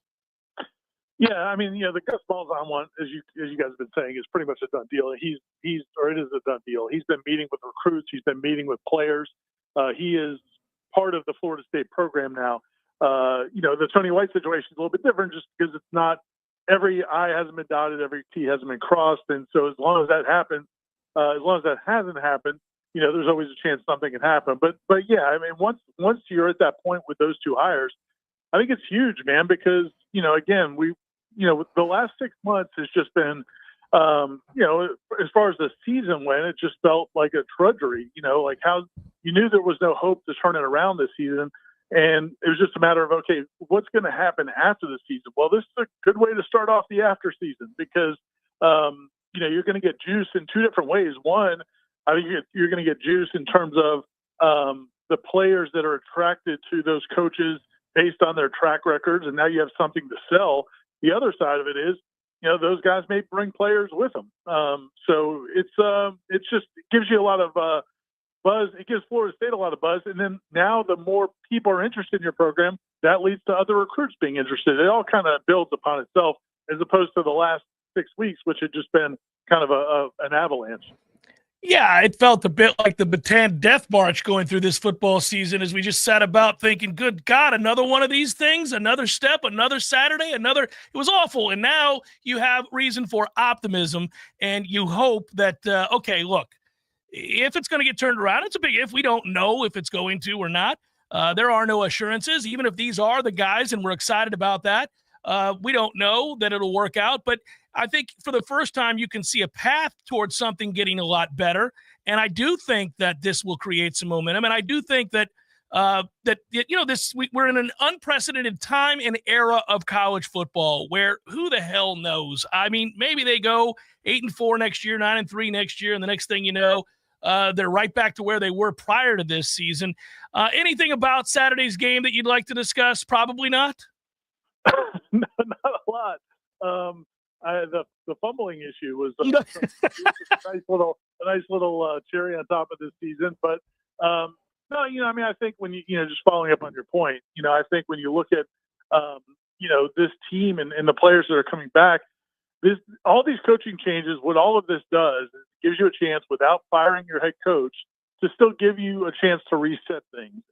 And so now even the returning players, like I've talked to people in the business about Gus Malzahn as the coach. Well, he's kind of known as a little bit of red ass at practice, and he's going to be very demanding. And if you bring in some really strong other assistant coaches around him, and then the guy like Tony White, what the slipping that we've seen over the last year or so in terms of just guys not being as dependable and accountable and maybe giving everything they've got, that can change overnight. Even though the head coach didn't change, that can change overnight because the position coaches and coordinators actually have the most hands-on work with the players. So again, like I'm excited to see what this all looks like, what it does for the roster, but I'm also excited when we get to watch practices in the spring to see if we can kind of see a difference. I have to believe that, look, you asked the question and Mike obviously said what he had to say. I think Mike wanted to send a message certainly to the kids and to others. But I also have to believe that deep down that these would be exciting days here, the next 48 hours. These would be, it would be as if the albatross had been lifted and Mike gets a renewed chance on life. Let's discuss the Gus Malzahn thing. I'm not surprised. I sent in a text that you were in as well, that I called it running into the football father's loving arms, right? In Gus Malzahn, a familiarity there, but a guy who is seasoned, who's been around, who has had great highs and low lows and everything in between. But they are philosophically aligned in a lot of what they do offensively, obviously. It goes all the way back to Tulsa. And Gus is now the next in the line of coaches that I think are going to be commonplace, which is those that leave the post of head coach and become a coordinator, especially if you're a little bit older on the second half side of your career. I just think guys are probably having a hard time with what's happening in college football, but allowed to just call plays. There's no doubt Gus Malzahn's coming here to take complete control of the offense. Would you agree with that? Well, 100%. The only part I don't know is, say again, he has great success here in a year or two. If the first couple of years they go from the worst offense in college football to just up into the top 25 or 30, that may put him back in the mix for, big time head coaching jobs if that's what he wants to do. So I don't know that he's necessarily, we haven't heard from him yet to know if this is, a situation where he's Chip Kelly or somebody like that who's trying to kind of take a step back. But as far as, where I think this makes FSU stronger, I think it's in two ways. And one is, I think he's obviously got a good track record. The other thing, and I think, again, from what I've heard about him being as demanding as he is, I think that's a positive thing. The other thing is, listen, man, this team has a lot of problems. And my issues with Mike Norvell being the offensive coordinator are not that I don't think he could be a good offensive coordinator. It's just clearly he was distracted by all of the other problems that they had, and it affected his ability to game plan. I think it affected his attention to detail, some of the decisions they made on offense this season, including in that game against Florida the other night. I thought, the one thing I would say about that game the other night is I thought they could have run the ball a whole lot more than they did, the way Florida was defending them. And, they didn't. They kept dropping, a Luke back, and I thought that was a mistake, and it led to 8 sacks. But as far as, going forward now, Mike Norvell can focus on all of these other aspects of the program, let Gus fix the offense, and I think the team could be much stronger overall. So I'm excited about it because, again, it's a guy that's done it at a high level, and you can quibble with the offensive approach, and you can just, people can debate whether or not it's what they want in a Florida State offense. I'm just excited that Mike Norvell now can focus on everything else.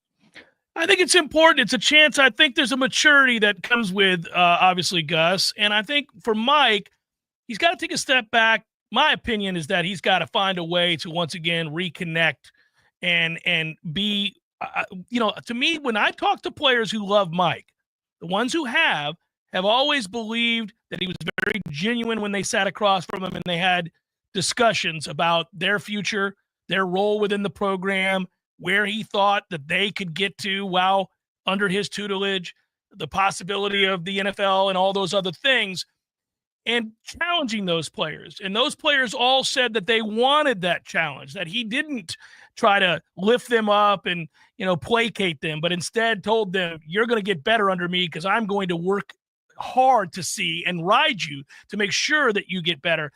I feel like some of that messaging may have been lost. I don't know how, and I can't prove it, but there didn't seem to be a sense of real buy-in and belief this year. And I'm wondering if this gives Mike the chance now. He's under far less in terms of stress, in terms of having to come up with the offensive game plan every week, now that he's got Gus, to really kind of ensure segment group by segment group, player by player, that they're connected, that they're all seeing the world the same way.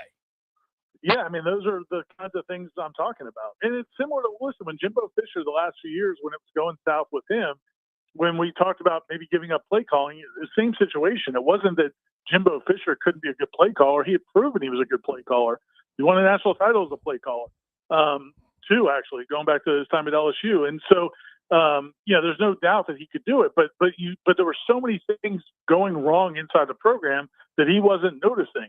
And I think that that's one of the things I think you saw this year, just talking to people around the program, there were things that were slipping, things that Mike Norvell in the past could pay attention to, but was probably stretched a little too thin, taking on, between all the media demands, all the fundraising demands, all of the, other issues in terms of working with his coaching staff and recruiting and all the challenges now with the transfer portal.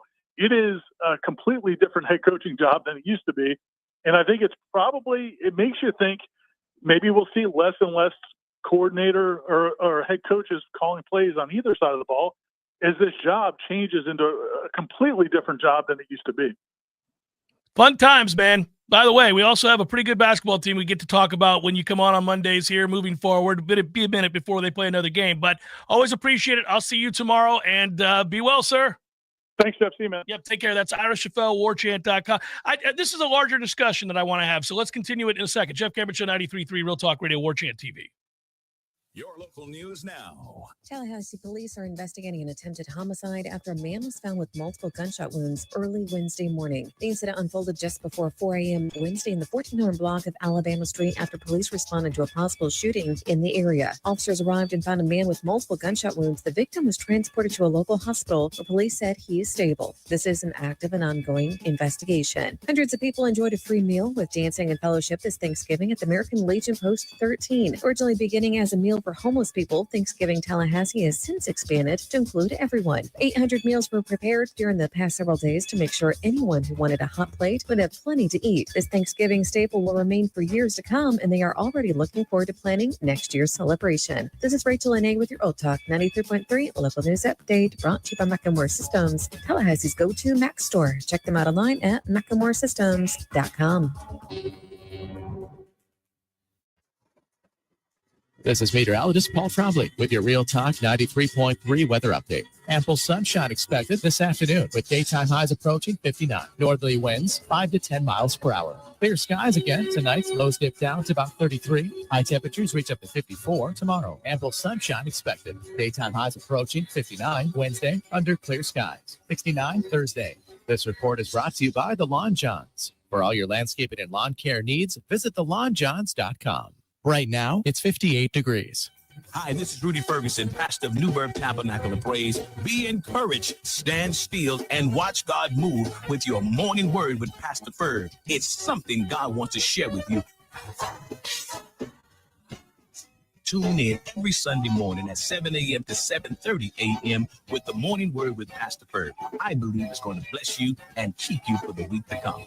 Right here on Real Talk 93.3.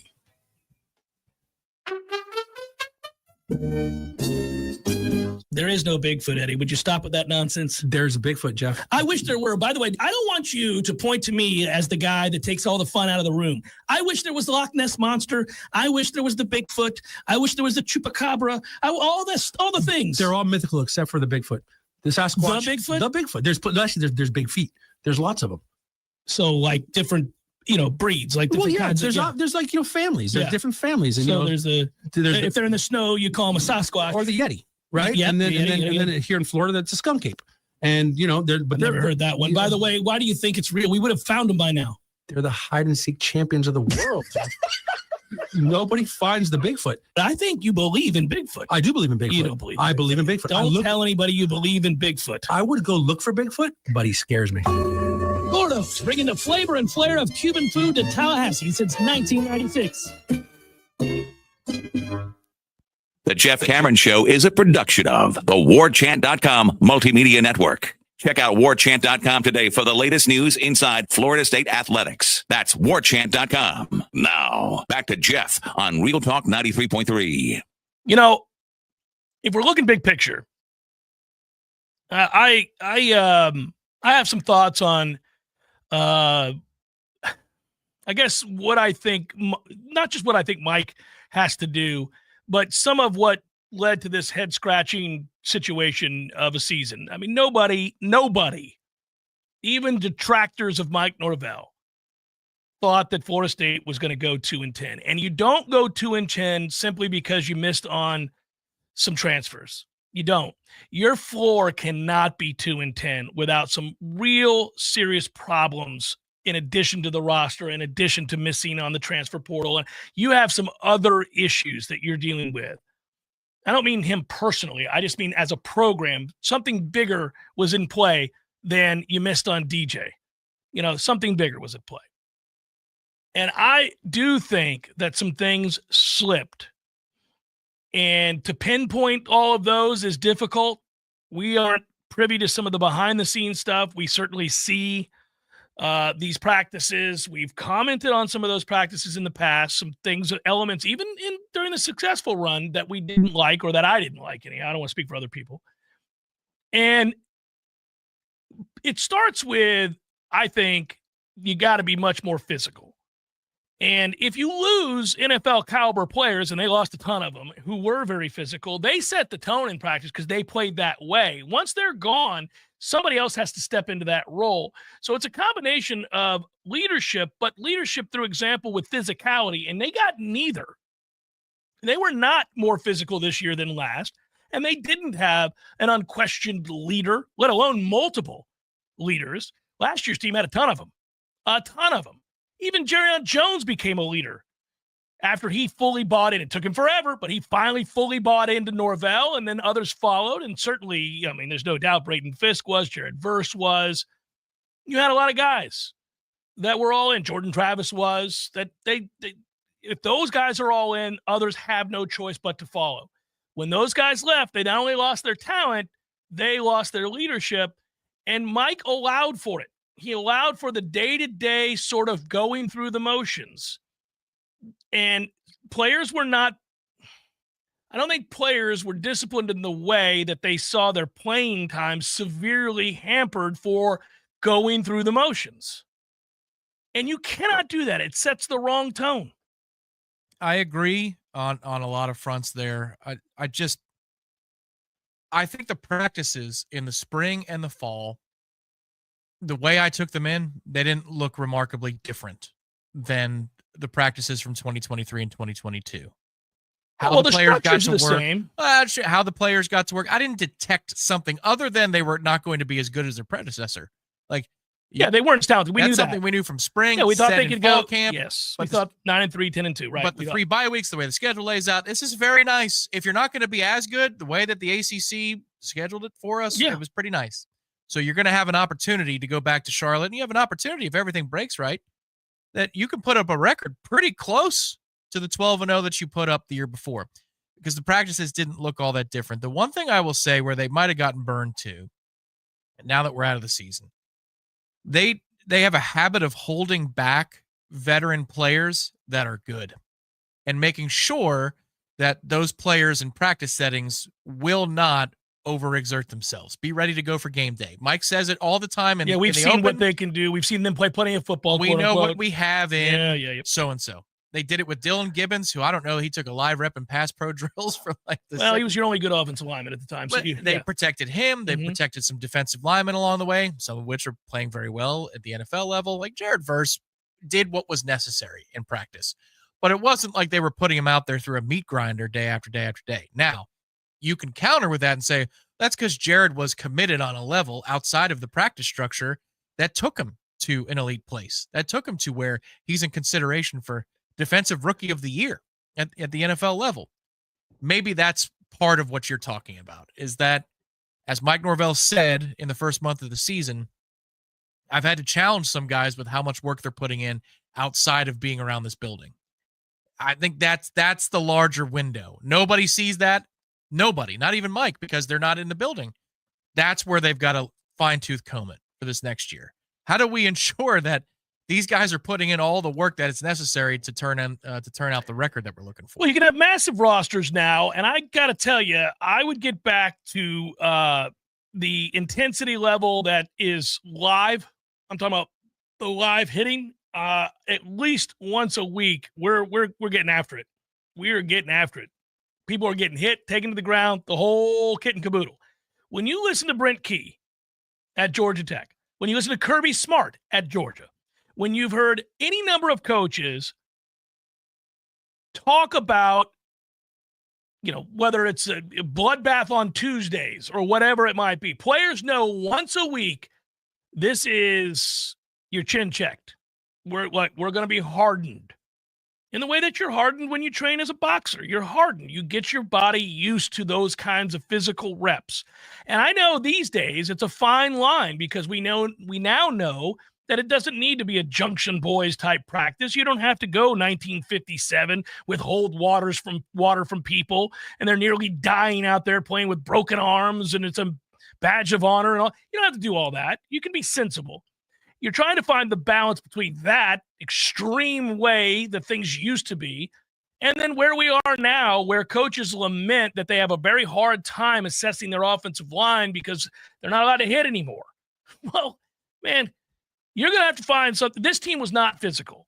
So if I'm going to err on the side of ensuring a physical group and know that I might get some guys hurt along the way, I'm going to take those chances. We're hitting more and we're hitting harder, and it's happening. Now, not every day, but at least once a week, we're getting tested. Well, that was the thing, and I always want to be careful, and I say it every time. Kind of reminds me of the Jameis thing where we had to hedge every single time we discussed it.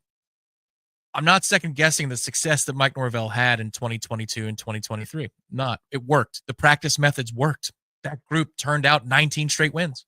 They deserved to be in the Final Four because of the work that they did and the path that they followed. New data comes in this year. Didn't see that return on the investment with the way they structured practice.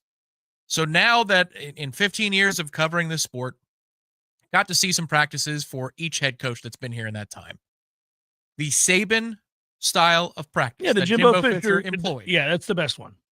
That is the most grueling practice of any of the bunch that I've seen, and it's really not close because all of the younger players are in motion at all times. Everybody moves all the time. Correct. All of the backups are in motion at all times. There's more motion happening. It looks like it's a tougher day at the office, so to speak. And you could call it that now quite literally. It's a day at the office because players are paid to that end. I wonder if the structure of how he does things is going to change because Mike is very meticulous about each detail. It's not like he says, we'll get out there and we'll figure it out. He scripts all of these things very closely. I wonder when he looks back and he says, how do we get better? Does he change the way the practice is structured? I look forward to seeing that in the spring. Well, he's going to have an opportunity to talk to a former mentor of his and see how Gus looks at practice. If that happens, we'll see if, in fact, Tony White signs the line, which is dotted. Then I imagine he's got a way he coaches and teaches as well. Panama Jack, Jeff, I used to hate the Oklahoma drill. Man, but it made you better, right? I mean, I remember the first time I ever had to engage in it. It's not politically correct anymore, but they called it junior midget football when I played. That's how old I am. Whatever you want to call it, like peewee football, whatever. I remember the first time I ever had to do that drill. We were laying on our back. You had the cones you couldn't go outside of. And you popped the whistle blew, you popped up, and let's get it on. And we did it all the way through high school and in the 1 year of college. So, I mean, like this, yes. And it's not like they never did that drill. Apparently in Jacksonville one day this year in fall camp, they did break it out. I was going to say, I never saw it. So that would be the right answer. Is it happened in Jacksonville. It happened in UNF. I remember one of the Warchant raps saying that I think that was something that resembled an Oklahoma drill. But, again, I do it every week. The thing is, when you have to, every offseason, dip into the portal to go grab 15, 20 kids, and you've been recruiting here for 4 and 5 cycles, that speaks to your lack of belief in the kids you brought in off the high school circuit or your development or whatever it is. We don't have anybody to hand it off to when we lose the guys from the 23 team. Right. It wasn't you brought in 5 dudes to help you put you over the top. You're bringing in numbers. Like at scale, and you're going to have to do it again this year. But that tells you that maybe whatever they need to do to get those 18-year-olds to be ready-made at 20 needs to be a little different. I also think that Mike will have a chance. Like, let's say you now have guys that the whole effort, right? There's a whole evaluation. It's been talked about by the athletic director. It's been talked about by the head coach. Okay, so they have assessed the self-scout. They have assessed every aspect of the program. And they're now bringing in different sets of eyes, different experiences to come in and help flip what's happening here in Tallahassee. All right. So assuming that you make hires that you're excited about, assuming that you hire people that you trust implicitly to come in and do their jobs and take over their segment groups or their, in this case, Gus Malzahn on the offense, all right, you're free then to go and kind of play the role of CEO that we've talked about before, where you don't have to be a micromanager, but what you can do is connect on a human level with every one of these guys. It's harder in college. I never coached in college, obviously, but I remember when I coached that even at the junior level, like the Tallahassee, the Timberlane Raiders, when I coached the Timberlane Raiders, I can remember they were 12-year-olds, 13-year-olds. I can remember I could yell at a kid after a drill and he responded a certain way. And another kid, if I yelled at him, he completely shut down, right? Now, this is a very, very different kind of an example, but my point was that I had to learn each kid. I had to see he's motivated this way. This kid's motivated an entirely different way. I can do this with him. I can't do that with him. All right.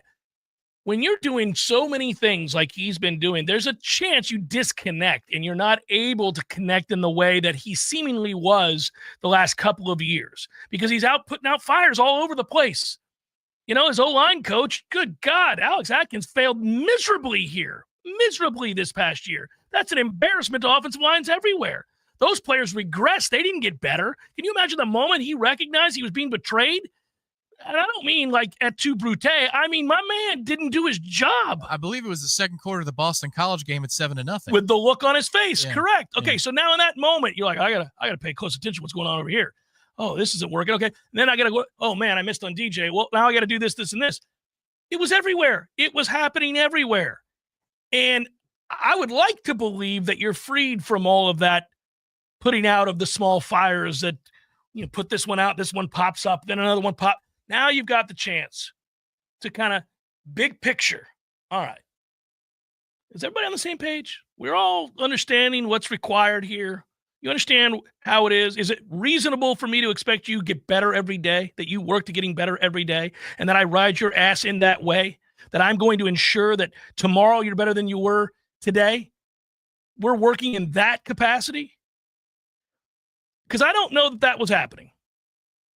And when you don't hold people accountable and they're allowed to go back out there and they're regressing and they're not playing hard, you've lost the bunch. So that happens in season, but you wonder if there are some equivalents in the off season to that. Because, you know, you don't know that's going to happen until you get into the games and you say, wait, he's playing again, or he's still in the rotation. Maybe there's some stuff behind the scenes, but I don't know that. What I know is the practices look the same, and everybody who walked on those practice fields thought this team looks the part. They have the size, and they certainly have the pedigree coming into the season that indicates that a good year's coming. And then, bang. And you're right, it has to be more than misavals. It has to be more. Has to be more, no doubt. And since I'm about to cough and we've got a third hour, we break. Jeff Cameron Show, 93.3 Real Talk Radio, Warchant TV.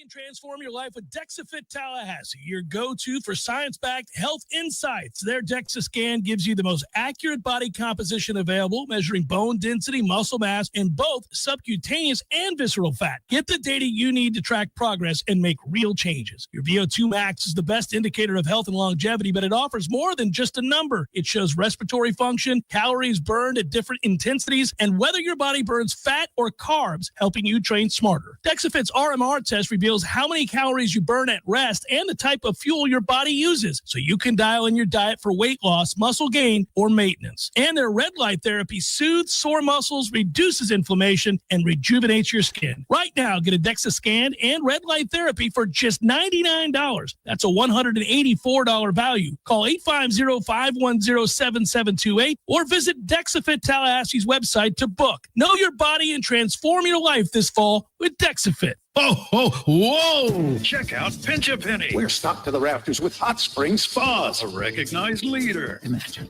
the fun of the holidays with warmth, relaxation, and lovely bubbles. Oh, with 30 home spas for you to see right now. Affordable right now, too. Up to $2,000 off. Or special financing. Ask for details. Is the world stressing you out like that? Penny. Now to assure these prices. Pinch a Penny, open 7 days a week on Career Road. When you need a plumber quick, how long is an acceptable time to have to wait? Yeah, hey, it's the Millers again. Just calling you about our little plumbing problem. 2 hours? Hey, we were hoping to get here soon because the water is getting really bad. I mean, please hurry. 4 hours? I know you said you were on your way, but honey, tell the kids to drink water. 8 hours? Don't worry about us. At M&L Plumbing, you'll never have to wait long for quality, dependable service right when you need it. At M&L Plumbing, we listen to our customers, and our qualified technicians aim to achieve 100% customer satisfaction. So the next time you need plumbing work or repairs, think of the name M&L Plumbing, your local plumbing experts, commercial or residential. Give us a call, 850-575-9393, or visit us online at mandlplumbing.com. M&L Plumbing, for all of your plumbing needs. From the championship stage to coaching change and everything in between, Warchant.com remains your home for the best FSU football coverage in the business. Brutally honest columns and features, market-leading multimedia presence across video and podcast, the largest FSU fan community with a staff that combines for over 100 years of experience covering the Noles. When change comes, Warchant.com is your home for analysis from every angle. Warchant.com, your ultimate Seminole sports source. Sign up today. WVFT Greta Tallahassee. This is Real Talk 93.3. More of the Jeff Cameron Show is coming up next. Your sports flash update on Real Talk 93.3, brought to you by Falmar's Pawn, Gun and Gold. More than you might expect with two great locations in Tallahassee. The Buccaneers even their record to 6-6 as Tampa Bay beat Carolina in Charlotte 26-23 in overtime. They're now tied with Atlanta for the division lead in the NFC South. Baker Mayfield had a touchdown pass with 2 interceptions. Bucky Irving a touchdown run. Tampa Bay put up 13 points in the fourth quarter and then won it on a 30-yard field goal in OT. Jacksonville, they fell at home to Houston 23-20. Mac Jones had to fill in for Trevor Lawrence, who took a shot to the head and had to leave the game. They lose their 5th straight, falling to 2-10. Jones finishing with 235 yards passing and 2 touchdowns. College basketball, Florida State will be in Baton Rouge Tuesday night. They'll take on LSU. Seminoles have won 4 straight games at 7-1. Florida will be hosting the Virginia Cavaliers Wednesday in Gainesville. Gators are 8-0. This sports update brought to you by Flomar's Pawn, Guns, and Gold. More than you might expect. I'm Tony Desiri, Real Talk 93.3. I spray and scrub, but the soap scum in my bathtub is still there. I spray and scrub, but the burnt sauce on my stovetop sticks around. Sprays can leave grime behind, but Mr. Clean Ultra Foamy Magic Eraser combines the scrubbing power of an eraser with the cleaning power of Dawn to melt away tough messes on contact. Just wet, squeeze, and erase. Stop spraying, start erasing, and clean with more magic than ever with Ultra Foamy Magic Eraser. Mr. Clean, Mr. Clean. Barman, you look so twisted. What did you do now? Well, Hank the alligator needed his teeth brushed, and when I bent over to give him a scrub, my back popped like an afternoon lightning storm in Florida. And now I can't even stand up.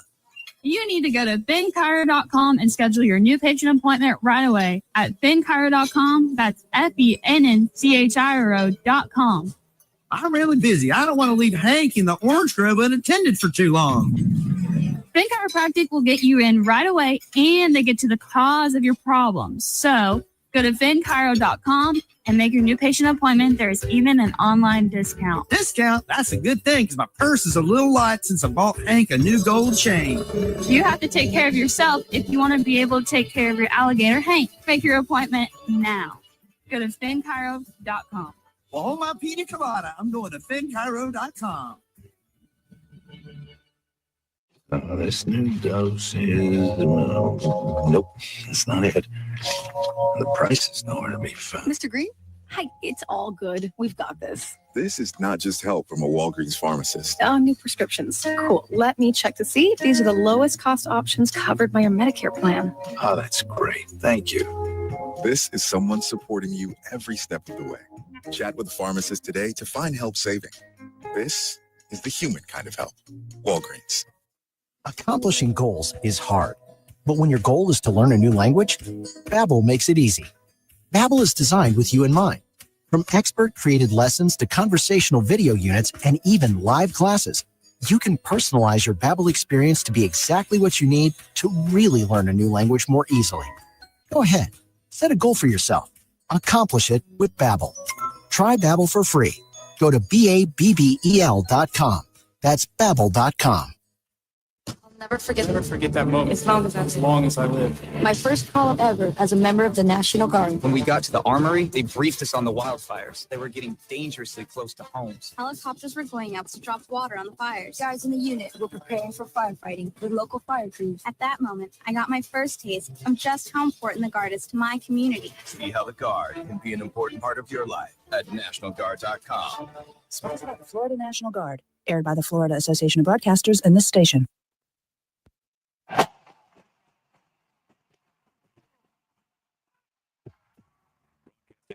Florida's capital city. This is the Jeff Cameron Show, brought to you by Orange Theory Fitness on Real Talk 93.3. Now, stop what you're doing and listen closely. It's time for the Jeff Cameron Show in 5, 4, 3, 2, 1.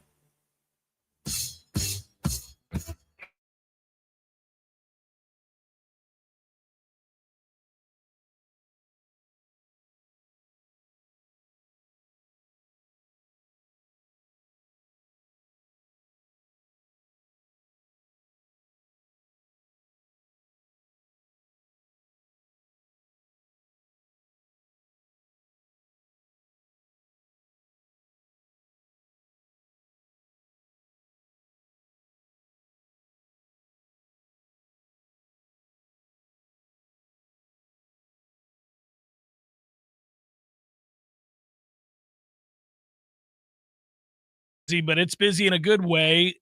No longer having to talk about the next loss on the horizon, but rather the changes that are being made. And Mike spoke after the loss on Saturday that it would be swift. He also said he didn't expect a lot of guys to leave. Maybe that's true. Maybe it's not. I don't know. I think it certainly will depend on what they think to some extent of the hiring of the coaches that we're going to hear about in the next 24 hours, 48 hours, 72 hours. We've already heard of one over the weekend. That was Gus Malzahn coming over from UCF, leaving that position as a head coach there at UCF, and a grand reset as he comes here to be OC. That marks the second year in a row that a sitting head coach has left that position to become an offensive coordinator. Chip Kelly did it last year with UCLA, then going to Ohio State as the OC. And a lot of Buckeyes today wish he hadn't. That said, I think it's going to be a bit of a trend. And, what does it mean? Look, I was never a huge Gus Malzahn guy as a head coach. I did appreciate that his run early on, going all the way back to when he was OC at Auburn before becoming the head coach at Auburn. He was a guy that was filled with a lot of, truly original game plans that were later on kind of accrued by others in the industry and now become commonplace in offenses everywhere. There are certain elements of what he brought to the table all those years ago that is now a common part of every offense that is run. And so, that sort of ingenuity you tip the cap to and say, okay, good job. That we always knew that. I like him better as an OC than I do as a head coach. So I'll take a wait and see approach. I know this, and I said it in hour one, and I said it when you and I did the sit down video on the day that the announcement was made that he was leaving UCF. Florida State will run the ball. Florida State's going to have success running the ball. The one constant, there have been ups and downs in his time as a head coach, whether it be at Auburn or at UCF, whatever it might be. The one thing remained true all the way through, and that is that teams that he coaches can run the ball. The hell, they ran the ball pretty decently this year at UCF. Last 3 years, they're top 20 in the country in terms of yards per run, yards per rush. I like that metric. It's somewhere in the middle between the basics and the advanced, because I want to know every play. How do you rush? Are you consistently winning? Are you succeeding in rush neutral situations when you have to have it, and in situations where you need to close out games? All of those situations are represented in yards per carry, yards per rush. Again, top 20 the last 3 seasons at UCF. So bring that here. Yes, I'd like to see it. It's going to be part and parcel, though, to what you do with the roster itself. So what do you acquire? Whom do you acquire in terms of offensive linemen that can help you run the football? I think we've got enough talented backs here at Florida State. And I think some of them, like a freshman Cam Davis, are not able to show what they truly can do because they're under duress too often. Now, I think much like a quarterback, a running back can see ghosts when they get handed the football because they will act out of panic. They're like, oh my God, look at that. I can get to the line of scrimmage unabated. This is random and weird. Then there are times where they expect to be under duress behind the line of scrimmage, and they're not. So that's a long, long way of saying, get me offensive linemen to help this guy do what he's done everywhere he's been, which is run the football. We'll see. I'm not inspired by the name. I wasn't inspired by the push notification that we got and the text we got when it came down on Saturday. But this is not Gus Malzahn as your head coach. It's him as your offensive coordinator. He's a hired gun. Let's see how he shoots. It's always about personnel. More and more over the years, we've had that kind of conversation on this show that you've seen coaches fail and succeed. Same guy, different places. We understand how it works. Got to have players. Got to be able to go get players. Let's see how this excites the talent, and let's see how quickly we can get some kids to say yes and get this turned around. I agree with you in that sense. If, in fact, Florida State is able to bring in Tony White as the defensive coordinator, it is expected that they are going to do so. We're just waiting for that contract to be signed. I don't know the inner workings of what an agent is saying to an athletic director and everything else right now, but I do know that Florida State is in contact, in conversations with Tony White. That is happening. That has happened. For all we know, it's done.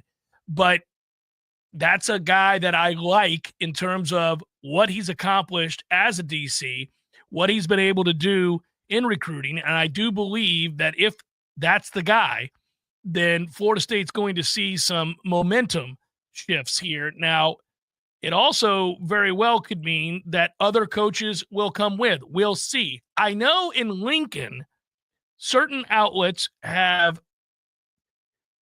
ran with a story that Terrence Knighton is going to be leaving along with Tony White. Now, I don't have any information on Terrence Knighton. That my sources only talked to me this morning very early about Tony White.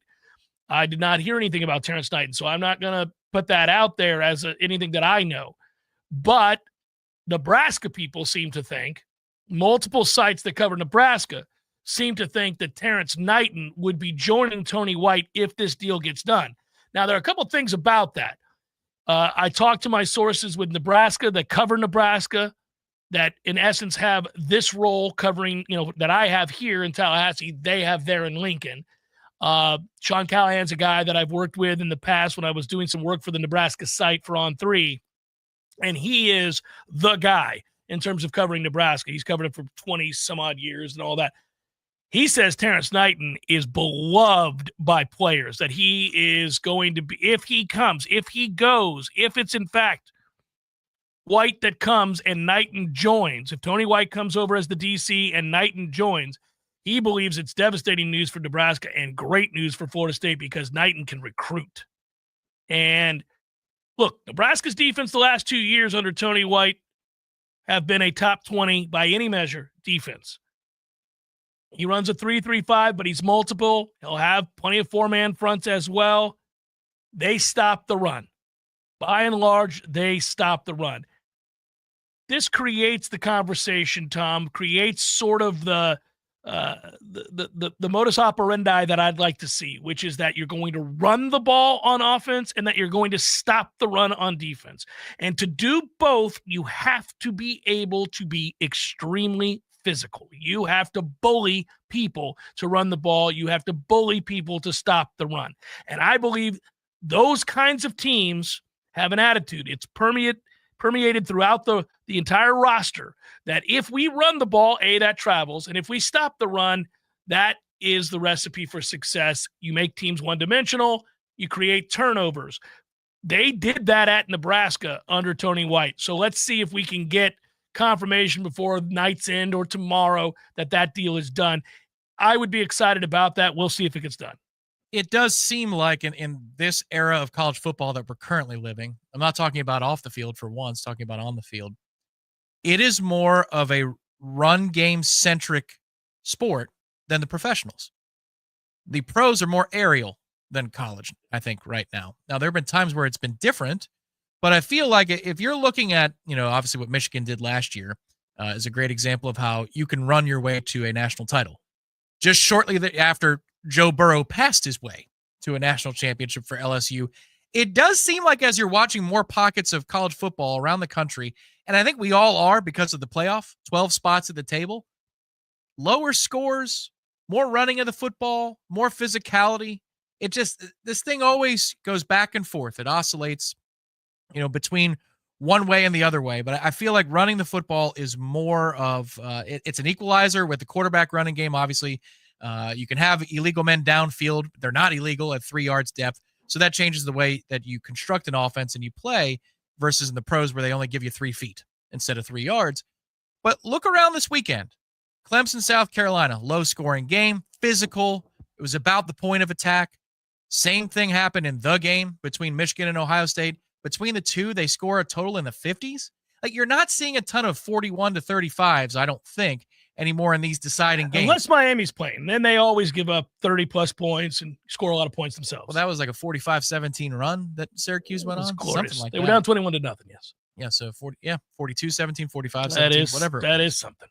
But the Big 12, era of, all right, it's a race to 50. It doesn't feel like the game is heading in that direction. In fact, it feels like the game, it's not just because of the clock rules, but I think it's also the style of play you're seeing more often in college football, that you're heading towards 27, 31 points, being more often than not good enough to get the job done. So to your point, an emphasis on being able to run the ball, an emphasis on being able to stop the run feels more modern than it did 5-6 years ago in the sport. Yeah, as the day has gone on, by the way, with the Tony White stuff, this morning I was following up with my sources about Tony White.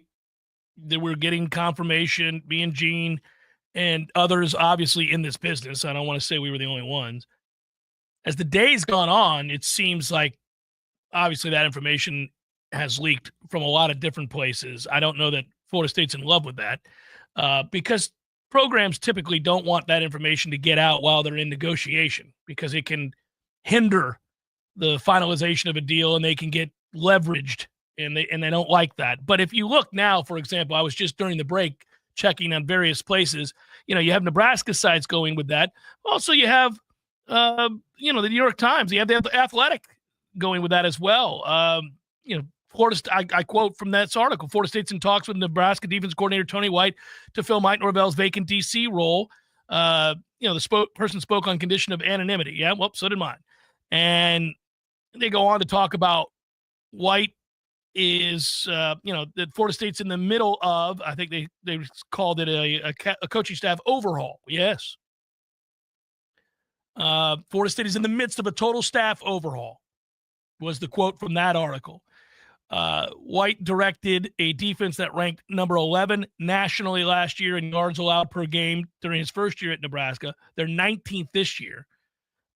He was interviewed to be the head coach at UCLA, which is his alma mater. It was believed that he finished runner-up in that interview process. He was also interviewed to be the head coach at San Diego State. The folks at Nebraska believe he is a future head coach. Quote, unquote, from Callahan to me, Husker Online, he is a leader of men, for sure. People follow him, listen to him intently, believe in him. Okay, great. That's what I'd like to hear. That's nice to hear. He was, again, it's a guy that has head coaching aspirations. Somebody might say, well, why would he leave Nebraska, where he is paid $1.6 million to be the associate head coach and defensive coordinator, and he's having success? They go to a bowl for the first time since 2016, in large part because of him. Why would he leave? I guess they would view that as an upwardly mobile position and program to come to a 2-10 Florida State program whose head coach is perceived a lot differently right now. And the answer might very well be a couple of things. Don't forget that Matt Rule also washed out his OC earlier this year in unconventional fashion. He had an offense coordinator who he then said, yeah, listen, I'd like Dana Holgorsen to come in as an analyst and work with you. Now, I'm sure that went over well. And within a week, that offensive coordinator was now just working with the tight ends, and Dana Holgorsen was no longer an analyst, but rather the guy calling the plays. So I'm wondering, and it seemed fair based on what I'm reading and hearing from people at Nebraska, just how easy it is to work with Matt Rule. Probably not all that easy. He's been successful, but not all that easy. This job, Ira brought it up last hour. We've brought it up before. This defense and this offense were so bad at varying points. Offense worse than the defense for sure, but defense is still not great. Struggles to get off the field on third down, as we've documented, all the numbers that you can look at.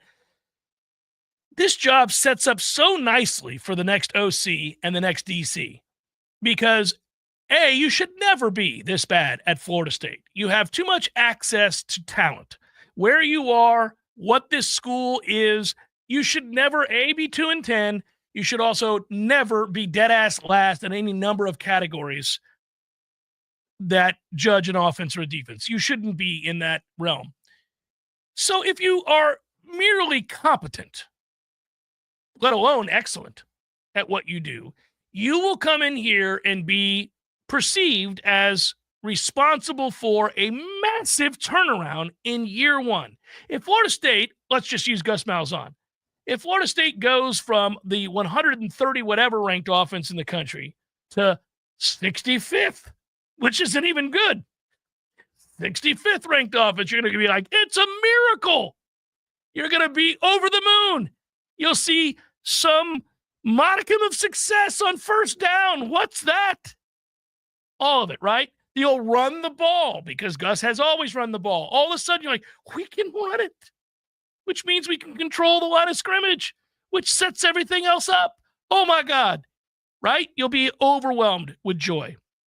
Defensively, this guy's just engineered back-to-back top 20 defenses in F+ and in your standard traditional statistical measures. All right, what if he comes to Florida State in their top 45? You're going to be like, Eureka! Those are the numbers that'll get you an upset next year. You will win a game that you don't expect to win when you wake up that day. Maybe even Alabama. Well, dare to dream, buddy. You will. It's not that big of a dream compared to a few years ago. Right. It could be. It could be. It could. It's also week one. Strange things happen. Tendency breakers, all that kind of stuff. But yeah, if you're top 60 in both categories, you're not good. Not as good as we want to be. You're a hell of a lot better than you are right now. And you're going to be in some games, and you're going to win a game or two that we don't think we're going to win sitting here right now. So it's either one of your rivalry games, it's Clemson, that game is on the road this upcoming year, or it's Alabama. You're going to win one of those games if you're up to that level. It'll be nice to see if we can get there, but it's all about getting these dudes in here. Oh, yeah, and taking advantage of the process and going to get players. Because they could come in here with this roster. Let's just say that you could run it back with the exact same players. No. Year over year. No. You're looking at 4 or 5 wins. You're probably looking maybe at 6 at most. You got to get better players in here. And so it doesn't matter who you're going to hire. Doesn't matter who finalizes the paperwork. You got to get better players. But those guys will be responsible in large part for some of the kids that are now going to be interested in coming here. And so the sooner we get those announcements, the better, and the momentum that you feel from that. Hey, listen, if in fact Tony White is the guy and say he wants to bring Terrence Knighton with him as the defensive line coach. Of course, Terrence played over there for Jacksonville with the Jaguars as a guy that is his reputation is that of a guy that's fun to play for, that demands an awful lot, but is also a guy that kids are attracted to in terms of like, I want to play for a guy like that. He's got NFL experience. He was a defensive lineman before. He's all these things. He's a pretty younger guy. He's in his 6th coaching season in 2024 this past year after a long NFL career. So, there's a guy that's going to resonate.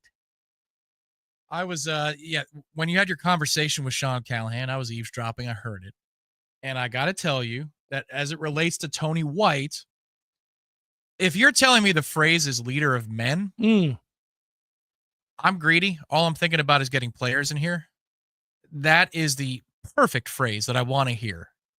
If they've got talent in Nebraska on that defense, we're going to have some kids come in from Nebraska, I would think, to follow him. If he's a leader of men, they go where he goes.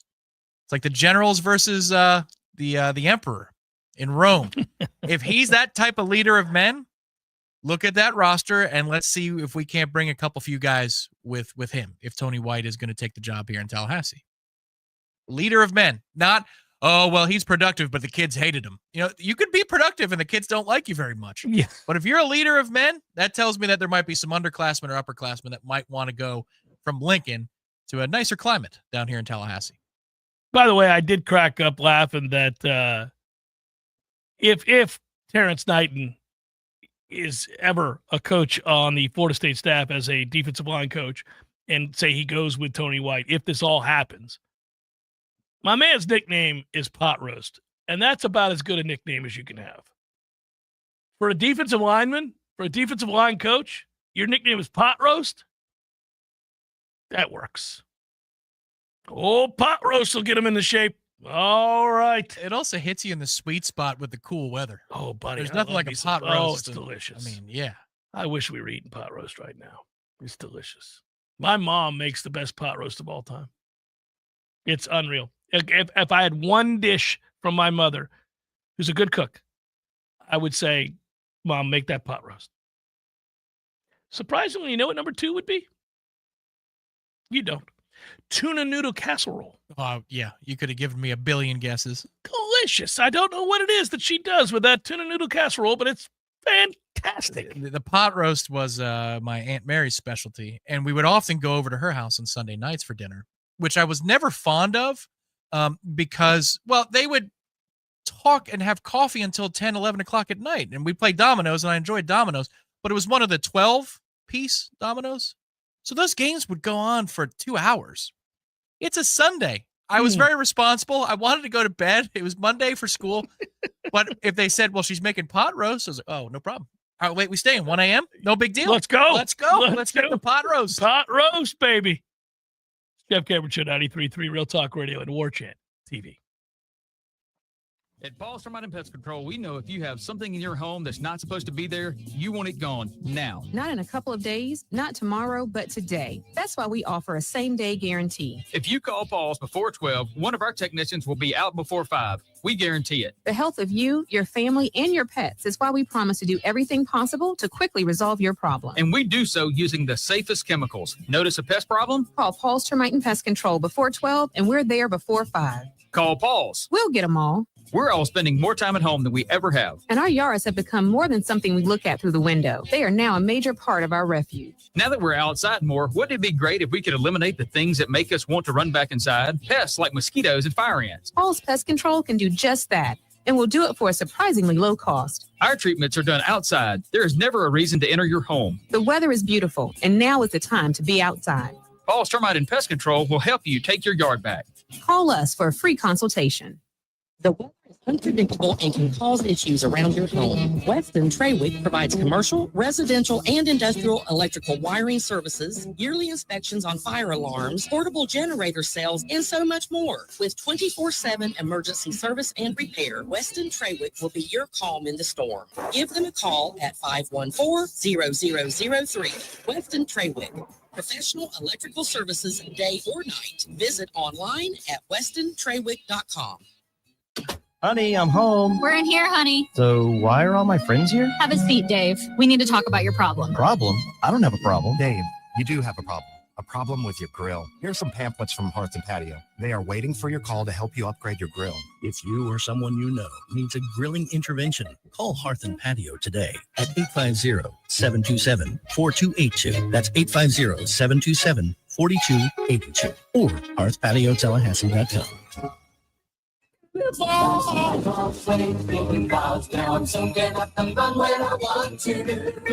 Holy moly, this hot tub is nice. I wonder if I can keep this one and take it back to the North Pole with me. I really think we got to get you back on the sleigh, Santa. I don't think the Sandersons are going to appreciate the cookie crumbs floating in their hot tub when they wake up. Okay, let's make a stop at Swain Pools and Spas and pick up a gift card from Mrs. Claus and put a big floating bow on it. The perfect gift for Christmas this year is an amazing hot spring or caldera spa from Swain Pools and Spas. Stop by today to get the best price in town with delivery and setup just in time for the new year. Visit Swain Pools and Spas on Tharp Street under the huge sign. Online at swainpools.com. And right next to Swain Pools and Spas is Tallahassee Car Care. Stop in today for everything from an oil change and brake repair and tires to alignments and transmission. Big or small, we do it all. It's Tallahassee Car Care, the only repair shop where you can take a dip while we repair your whip. Tallahassee Car Care, right next to Swain Pools and Spas.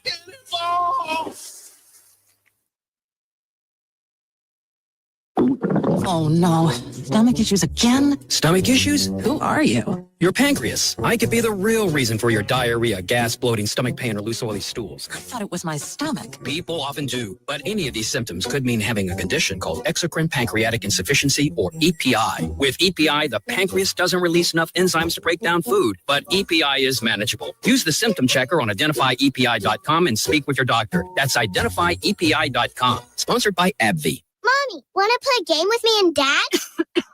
Mommy's not feeling good. You need to vaporize that cold. Vaporize? Yeah, with Dayquil VapoCool. It's Dayquil plus a rush of Vicks vapors. Whoa. Come on, honey. Let's let mommy rest. You guys are amazing. And so is Dayquil VapoCool. Dayquil VapoCool, the vaporizing daytime coughing, aching, fever, power through your day medicine. And to vaporize sore throat pain, try Vicks VapoCool drops. Use as directed. Keep out of reach of children.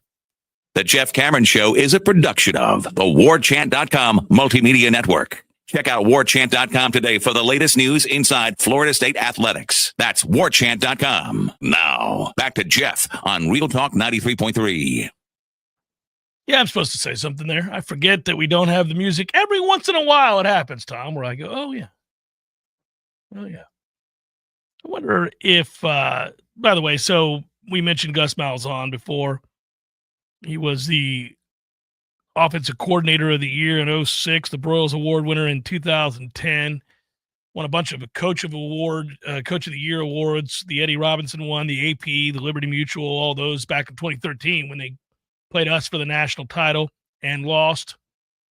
But this is a guy that had success against Nick Saban in Alabama, and I think in large part because he was able to run the football. And, also because he had generational talent at quarterback in one of those years too. But I am curious, Tom. We didn't talk much. We did talk a little bit about it, but one of the reasons they're able to run is he changes the math. He is going to run your quarterback.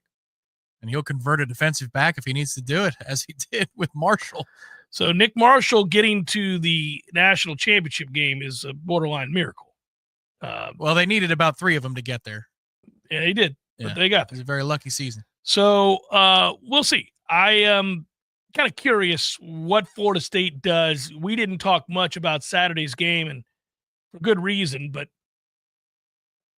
would you just ride with Luke, or are you going out and bringing somebody in for certain? I'm letting Gus make that call. Well, you bring him in to make that call, and he's got enough tape now.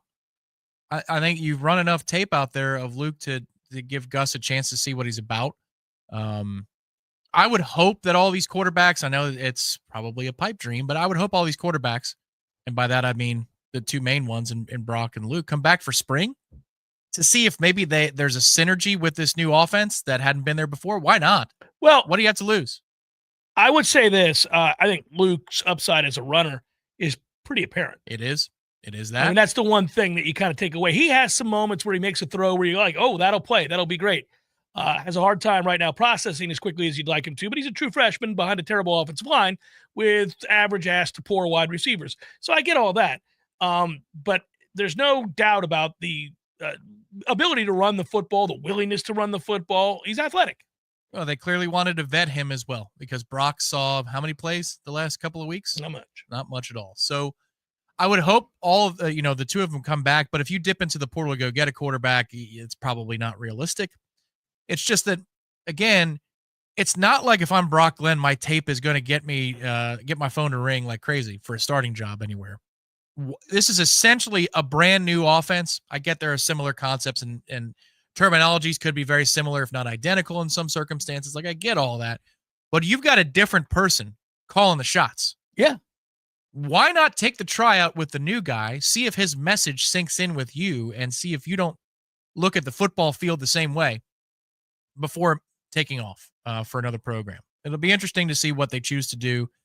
But for me, I'd say let Gus do it, but I hope Gus does bring in a quarterback transfer. Clean start. And then let them battle in spring. And if Luke surprises you, then great. You've got a good problem on your hands.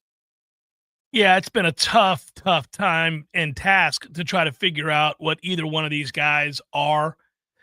They're so young, and you're asking them to play before you'd like them to. Now, the response is, well, Lagway's a freshman. Yeah, Lagway's a beast. I mean, he's a can't-miss. He's a really good player. He does have some inconsistencies, though. There's a little DJ in him where you go, well, that was open. What the hell? And that was before the hamstring injury. Yeah, I just think his upside is pretty obvious. It is, and no doubt. If he were healthy, I think you'd see the other aspect of his game that is scary, which is that he's big, he's strong, and he's mobile. Now, he's far less mobile than he was because of that hamstring injury, but not so stricken by that hamstring injury that he couldn't tell Darrell Jackson to get the hell off me. I'm going to make a play anyhow. Yeah, that is true. That's a play that you can't teach. It also is, part of the rule where I think he might believe he has him in the grasp, and, that's just the nature of things. Because if you bring him to the ground too hard, they're going to throw a flag on Daryl Jackson. I'm going to go ahead and take my chances and sling his ass to the ground. The thing is, if DJ actually played well on Saturday, it would have been a blowout a lot earlier. There were a lot They of missed opportunities, yeah. A lot of misses. And I think Ira was right. We could have run the ball a little bit more consistently. I thought that was there for the taking. Like it was there? Looked like it was there. Get the quarterback. I mean, if that's your base play, what if by drive 3 you had said in that moment, you know what? It doesn't seem like they have a whole lot for this Luke run or give game, like the very basics. Let's just run that to death. Well, I think they were surprised by it. I think they were surprised at how often it happened. Now, of course, we would not have been able to sustain that since we were going to fumble the ball 8 times. 8. Sweet Jesus. Who fumbles 8 times? What are we doing out here? That was buffoonery. 8 fumbles. Good Christ, man. 8. At some point, I think people just began to chuckle. I think they had 14 TFLs as well. And how many sacks? 9? 8 sacks? Yeah. Now, I know some of the fumbles happen in the same play, but you think about it. Yeah. TFLs are sacks, so that's inclusive.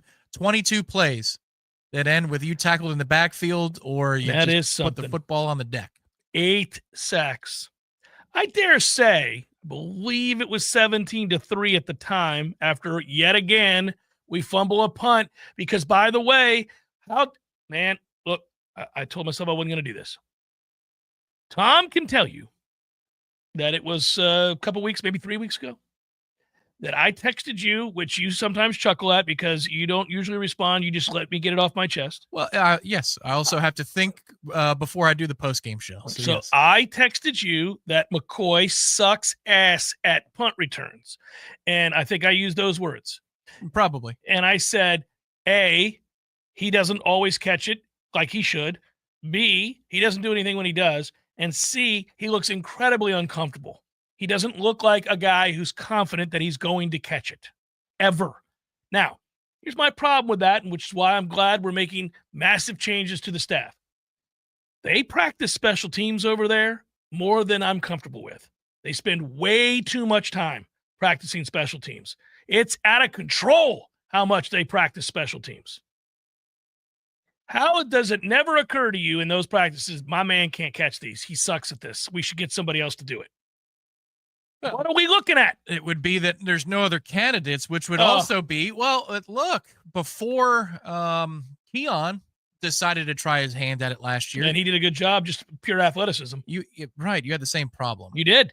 There aren't enough super soakers in the world to correct these coaching issues. When it comes to punt returners, because there's never any gusto to come up and catch the ball. Never.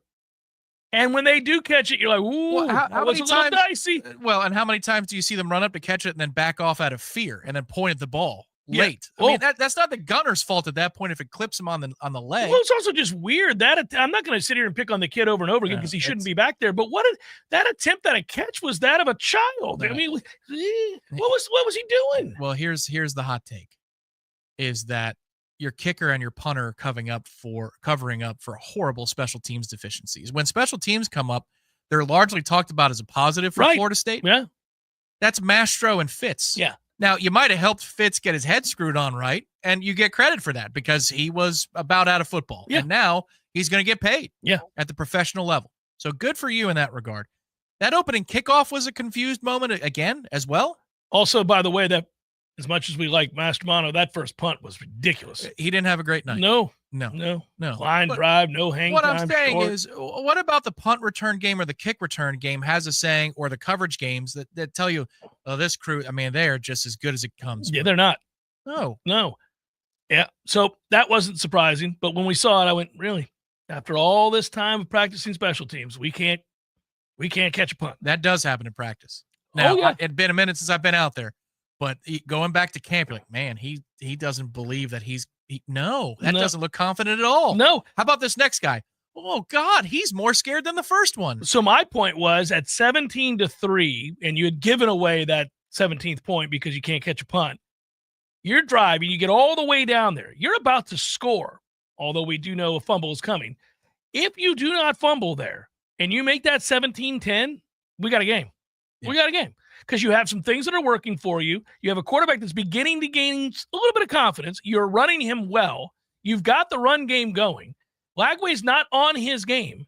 You got a shot to make that somewhat interesting. Maybe a little game pressure, maybe a little something. Absolutely. Yeah, it was within touch. Got a chance. You got a chance. But, of course, you fumbled. And that was that. It resembled the Duke game in a lot of ways, where these self-inflicted wounds, the free points you're handing out are just too much. Just the points off of turnovers themselves are too many to overcome. 8 fumbles. I've never heard of such a thing in my life. They only lost 5 of them. 5. 8 fumbles. Yeah. 8. It'd be one thing. You're like, well, it was kind of, it was cold 7 and a little were in wet. the flow of the game. That 8th one, it was in garbage time. 7 of them were really in the flow. But I'm saying, like, most of the time you'd go, oh, well, man, the ball's slippery out there tonight. It must be a little dew in the air. It's cold. Florida's not fumbling the ball all over the place. 8. I began to chuckle. I'm like, well, this season cannot end soon enough. 8. It's funny. 8 fumbles is an absurd number. Ridiculous. It is an absurd number. Say that out loud. 8 fumbles. I'm still stuck being mad at the punt return game because it's been an abomination for years. And I know that's a small detail of the game. Doesn't happen a whole lot. But you're right. For the amount of time that we spend on it, for it to be one of the credos of what the program is about, and for it to be Florida State, where usually you have a badass punt returner or at least an adequate one that can catch the ball with some regularity, that hurts. It's that specific situation that bugs me. It's like poor clock management. These are just things that are very correctable. They can't hit you. Catch it. That should be the coaching. Yeah, they're not allowed to hit They're you. not. If they do, it's good news. You might be a little shaken up, but it's great news if they hit you. So just catch it. 8 fumbles. 8. By the way, our rumored to be next defensive coordinator, I feel bad for him. I mean, did you see the stats in the Iowa-Nebraska game? Did you see how badly Nebraska dominated that game and lost to Iowa? That is insane. I think the numbers that I saw were, I think, Iowa had 5 total first downs compared to 20 for Nebraska. Ooh. They were outgained like 340 something to 100. I mean, it's insane. Yeah, it's a toughie. Again, if he's named defensive coordinator, remember what Nebraska did to Colorado, which turned out to be a very, very good offense this year. Colorado got dominated by Nebraska's defense. Shedeur had his worst day. Nebraska couldn't run the ball. He got beat up. Ohio State looked awful against Nebraska. Now, I know that's somewhat mitigated your enthusiasm anyhow, because you just watched Ohio State stumble their way through the dark of offensive football against Michigan. But, Ohio State has weapons everywhere, and they could not run the ball against Nebraska. You're operating at a deficiency if you're Nebraska playing Ohio State. Without question. And they went into Columbus and nearly pulled that off. We've seen a lot of interesting moments with Nebraska's defense. Now, the lone exception is that they got blown out by Indiana. But again, that's a 14-7 game in the second quarter. They turn it over. Next thing you know, Indiana goes down and scores, and Katie barred the door. But that's kind of the interesting thing with him, that they shut down some really high-powered offenses. And that's kind of, what we would get excited about, obviously, just seeing the tangible results. But then also knowing that this is a guy that might bring a little something with him that creates buzz in recruiting, and that we can't comment on until this is made official, if in fact it goes through. Yeah, it's about, can you do more with less in the immediate, because you're going to have to, and then can you bring in more so that you don't have less for the future? Like that's what we need out of you. In the immediate, we need you to make some lemonade for us, some chicken salad. Can you do it? And both of these coordinator hires, if and when they're finalized, they have a track record of making more out of just the sum of their parts. It would be very much appreciated if they could do that next year. Shannon Young, my guy. Loansforknowles.com, Family Independent Mortgage, Fairway Independent Mortgage Corporation, I should say. Want to learn more about Shannon, really the hardest working guy in the business, and really smart and dedicated to you, ensuring that you get the best deal possible. If you have credit card debt, you're paying high interest rates on considering paying high interest rates and or you're considering home improvements, give Shannon a call today. Save the borrower over $2,000 a month by using the equity in their home to pay off debt and increase their credit score over 100 points. That's just one example of the imaginative ways in which Shannon will go to work for you. Shannon Young, loansforknowles.com. Local news now. Two are dead following a Thanksgiving Day double homicide. The homicides occurred at 151 Hunter Road in Decatur County. Names of the deceased cannot be released at this time. Chief Wendell Kofer says that there is no active threat to the community. They do have a suspect, and agencies out of Florida and Georgia, including the GBI, are assisting. A pedestrian was struck by a car at the intersection of Appalachian Parkway and Capitol Circle around 8 p.m. last night. The pedestrian has been hospitalized and is in stable condition. Authorities say it is unknown what caused the collision at this time. A crash involving a vehicle and electric bike took place Wednesday afternoon in North Tallahassee. The incident unfolded just before 12:30 p.m. in the areas of Doctors Drive and North Magnolia Drive. There has been no update provided on if either the cyclist or driver sustained any injuries. This is an ongoing investigation. This is Rachel Anay with your Real Talk 93.3 local news update, brought to you by Macklemore Systems, Tallahassee's go-to Mac store. Check them out online at macklemoresystems.com. Now, here's your Paul's Termite and Pest Control Tallahassee weather report. Staying chilly to start off the week, colder by midweek, and then warmer by the end of the week with rain chances returning. In the meantime, plenty of sunshine. Tonight, clear, low of 34. Tuesday, frost possible early, sunny, high of 57, low of 29. Wednesday, more sunshine with a high of 62. 30% chance of rain on Thursday with a high of 70. From Real Talk 93.3, this is Danielle Kelly. For the elimination of termites, pests, and for a greener lawn too, call Paul's. They'll get them all. Where is the best place to find Michelin, Firestone, Dunlop, Goodyear, and Bridgestone tires? Nice Tire and Auto Service. Where's the best full-service auto center? Nice Tire and Auto Service. They do everything from computerized alignments to brakes, tune-ups, and safety inspections. Where can you get complete auto service you can trust? That's easy. Nice Tire and Auto Service. 4792 Bluntstown Highway, just west of Capitol Circle. If you're living with dry age-related macular degeneration or dry AMD, you may be at risk for developing geographic atrophy or GA. GA can be unpredictable and progress rapidly, leading to irreversible vision loss. Now there's something you can do to slow it down, get it going slower. Izervay is proven to slow GA progression. Izervay gets GA going slower. Izervay or avacincaptad pagel is a prescription eye injection used to treat GA. Don't take it if you have an infection or active swelling in or around your eye. Izervay can cause eye infection, retinal detachment, or increased risk of wet AMD. Izervay may temporarily increase eye pressure. Your vision may be impaired after an eye injection or exam. Don't delay. Ask your doctor about Izervay today. Izervay gets GA going slower.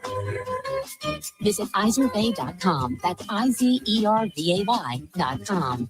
Paid for by Estella's Pharma. The Jeff Cameron Show is a production of the Warchant.com Multimedia Network. Check out Warchant.com today for the latest news inside Florida State athletics. That's Warchant.com. Now, back to Jeff on Real Talk 93.3. Meant to mention here, a few of you guys have weighed in, and I failed you by not getting to your contributions. Thank you so much for that. Noel Kev, Gus hiring for me, skeptical optimism. Much like the rest of my beloved Atlanta Falcons season, I still have trust in Norvell. Not a lot, but some. Thanks for that, Noel Kev. Appreciate you. C. Black, is Norvell replacing other coaches? Jeff, what other coaches are being replaced? Well, it looks, certainly we know OC, DC, wide receiver coach, offensive line coach. So we know all of that, right? I'm going to guess that we're going to have in total somewhere in the neighborhood of 5 coaching changes. Maybe more. In addition to the 3? No, I think in total it'll be 5. It could be more. Ooh. Could be more. 5's a lot. That's a lot. That's an overhaul. When you change out your OC and your DC, and your OC was also the offensive line coach, you're getting another offensive line coach. I'm here to tell you 10's a lot because that's how many losses we had. Yeah, too many. 5 doesn't seem like a lot. 10's a lot. 7 feel good to you? A little better than 5. Well, here's what I will say. If, in fact, again, we're seemingly just waiting now on the final details. But if Tony White is the new defensive coordinator, if, according to Nebraska sites, he is in fact bringing with him Terrence Knighton, well, now you have a new defensive line coach, and we all love Odell, so that would mean to me he's either taking a different role within the organization, which is entirely possible, or he's retiring, which he's been rumored at the start of every season for the last 5 years to be on the verge of retiring.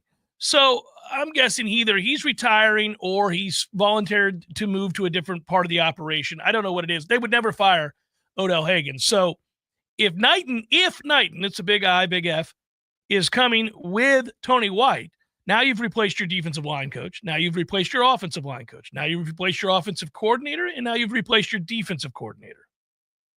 And we're just getting started. Other guys will come in and be a part of this if they change out. I suspect that Papuchis is gone. So I would think you're going to have a new defensive end / special teams coach. I suspect that. I do not know that. That is speculative on my part. I'll own that. I don't think that Papuchis will be retained. I don't know if that's true or not. We'll see. But I was asked a question. I'm answering the question. Sure.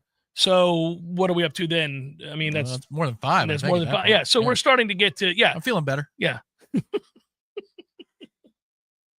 It seems to me that with the compressed schedule, because you didn't make any dismissal announcements at the conclusion of the game on Saturday into yesterday, right? Mm-hmm. Because there's only 3 days left till the signing period. I mean, when Jimbo left, I remember at least a few coaches stuck around to help finish the recruiting class. Like they were still on the road. It was so weird. Talking to commits. Charles Kelly was among them. Randy Sanders, I think, did too. If I have the specifics wrong, then forgive me, but Jimbo was gone. He was swaying to the music and talking to the dog at Texas A&M. Yes. And then we still had some coaches who knew they weren't going to be retained, still recruiting. I wonder if that's happening here. I would hazard a guess that has to be happening to some degree. Yeah, and like you said earlier, obviously you can have unlimited coaches now and staff and analysts, and who knows? I mean, guys may be taken out of one realm and then given another role if they're willing to do that. I mean, there's probably a swallowing of the pride that comes with something like that. I believe that happened to David Kelly under Willie. Yeah, well, David, wasn't he an on-field coach? He was kind of not allowed to do anything for a while there. He usually just leaned against the back goalpost there. I think that was after the switcheroo. Yeah, didn't do a lot of anything. It was a toughie. We typically just saw him leaning against the goalpost.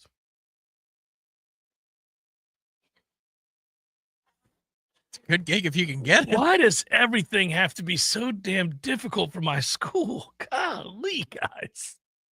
Let's get it together. So C Black, I'll just say, I don't know. I think it's probably going to be maybe 5, 6, 7, something like that. I mean, different positions. Yeah. Well, it's also, this is the first off season in the history of the sport where analysts can still be on-field coaches. So with that reality, you are now looking at the possibility of reassignment in a way that it was never possible before. I will say, if you had an on-the-field role in a title that says, DC or OC or OL or whatever, and you get asked to not fulfill that role anymore, it's got to be tough. It's got to be tough. It would be, but look, maybe they're doing the math on the buyout versus keeping you around. Yeah, they might as well have you do something while you're around here instead of paying you X amount of dollars to walk. That's a tough one.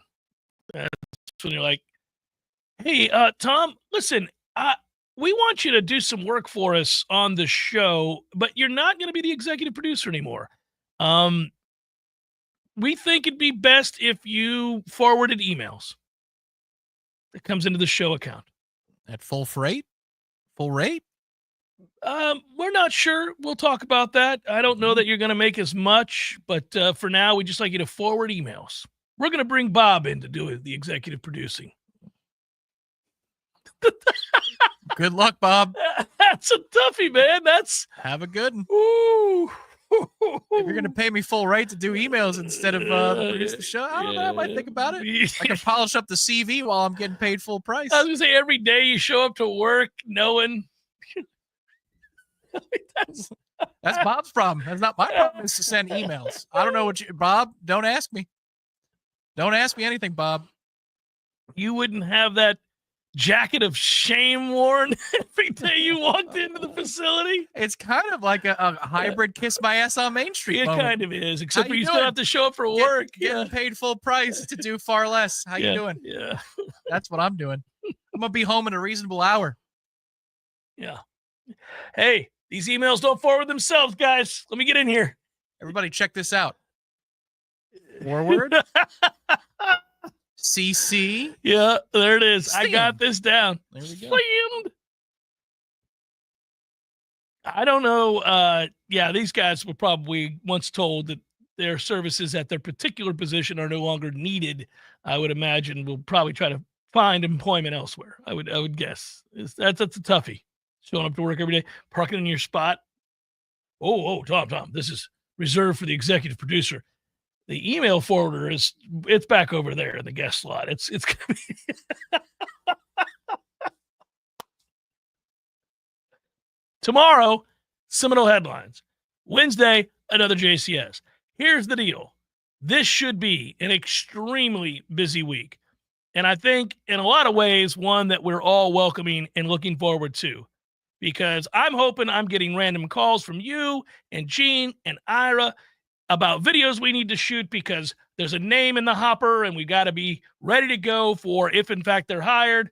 All of those kinds of things. Those are fun tasks. Those are fun jobs to do because after a season like this, all we can look forward to are the changes that will help salvage something of what remains this football program under Mike Norvell after a season as cataclysmically bad as this one.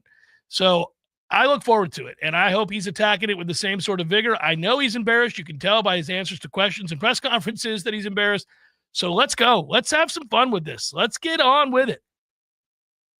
You can't, it doesn't seem to me, do any worse than you did this past year. You cannot. Next year's going to be better. There you go. Just tell yourself that every day when you get up. Next year will be better. It works. It will be better. Great work out of you, sir. My thanks to all of you. You guys be well. We'll talk to you again tomorrow. Until then, peace.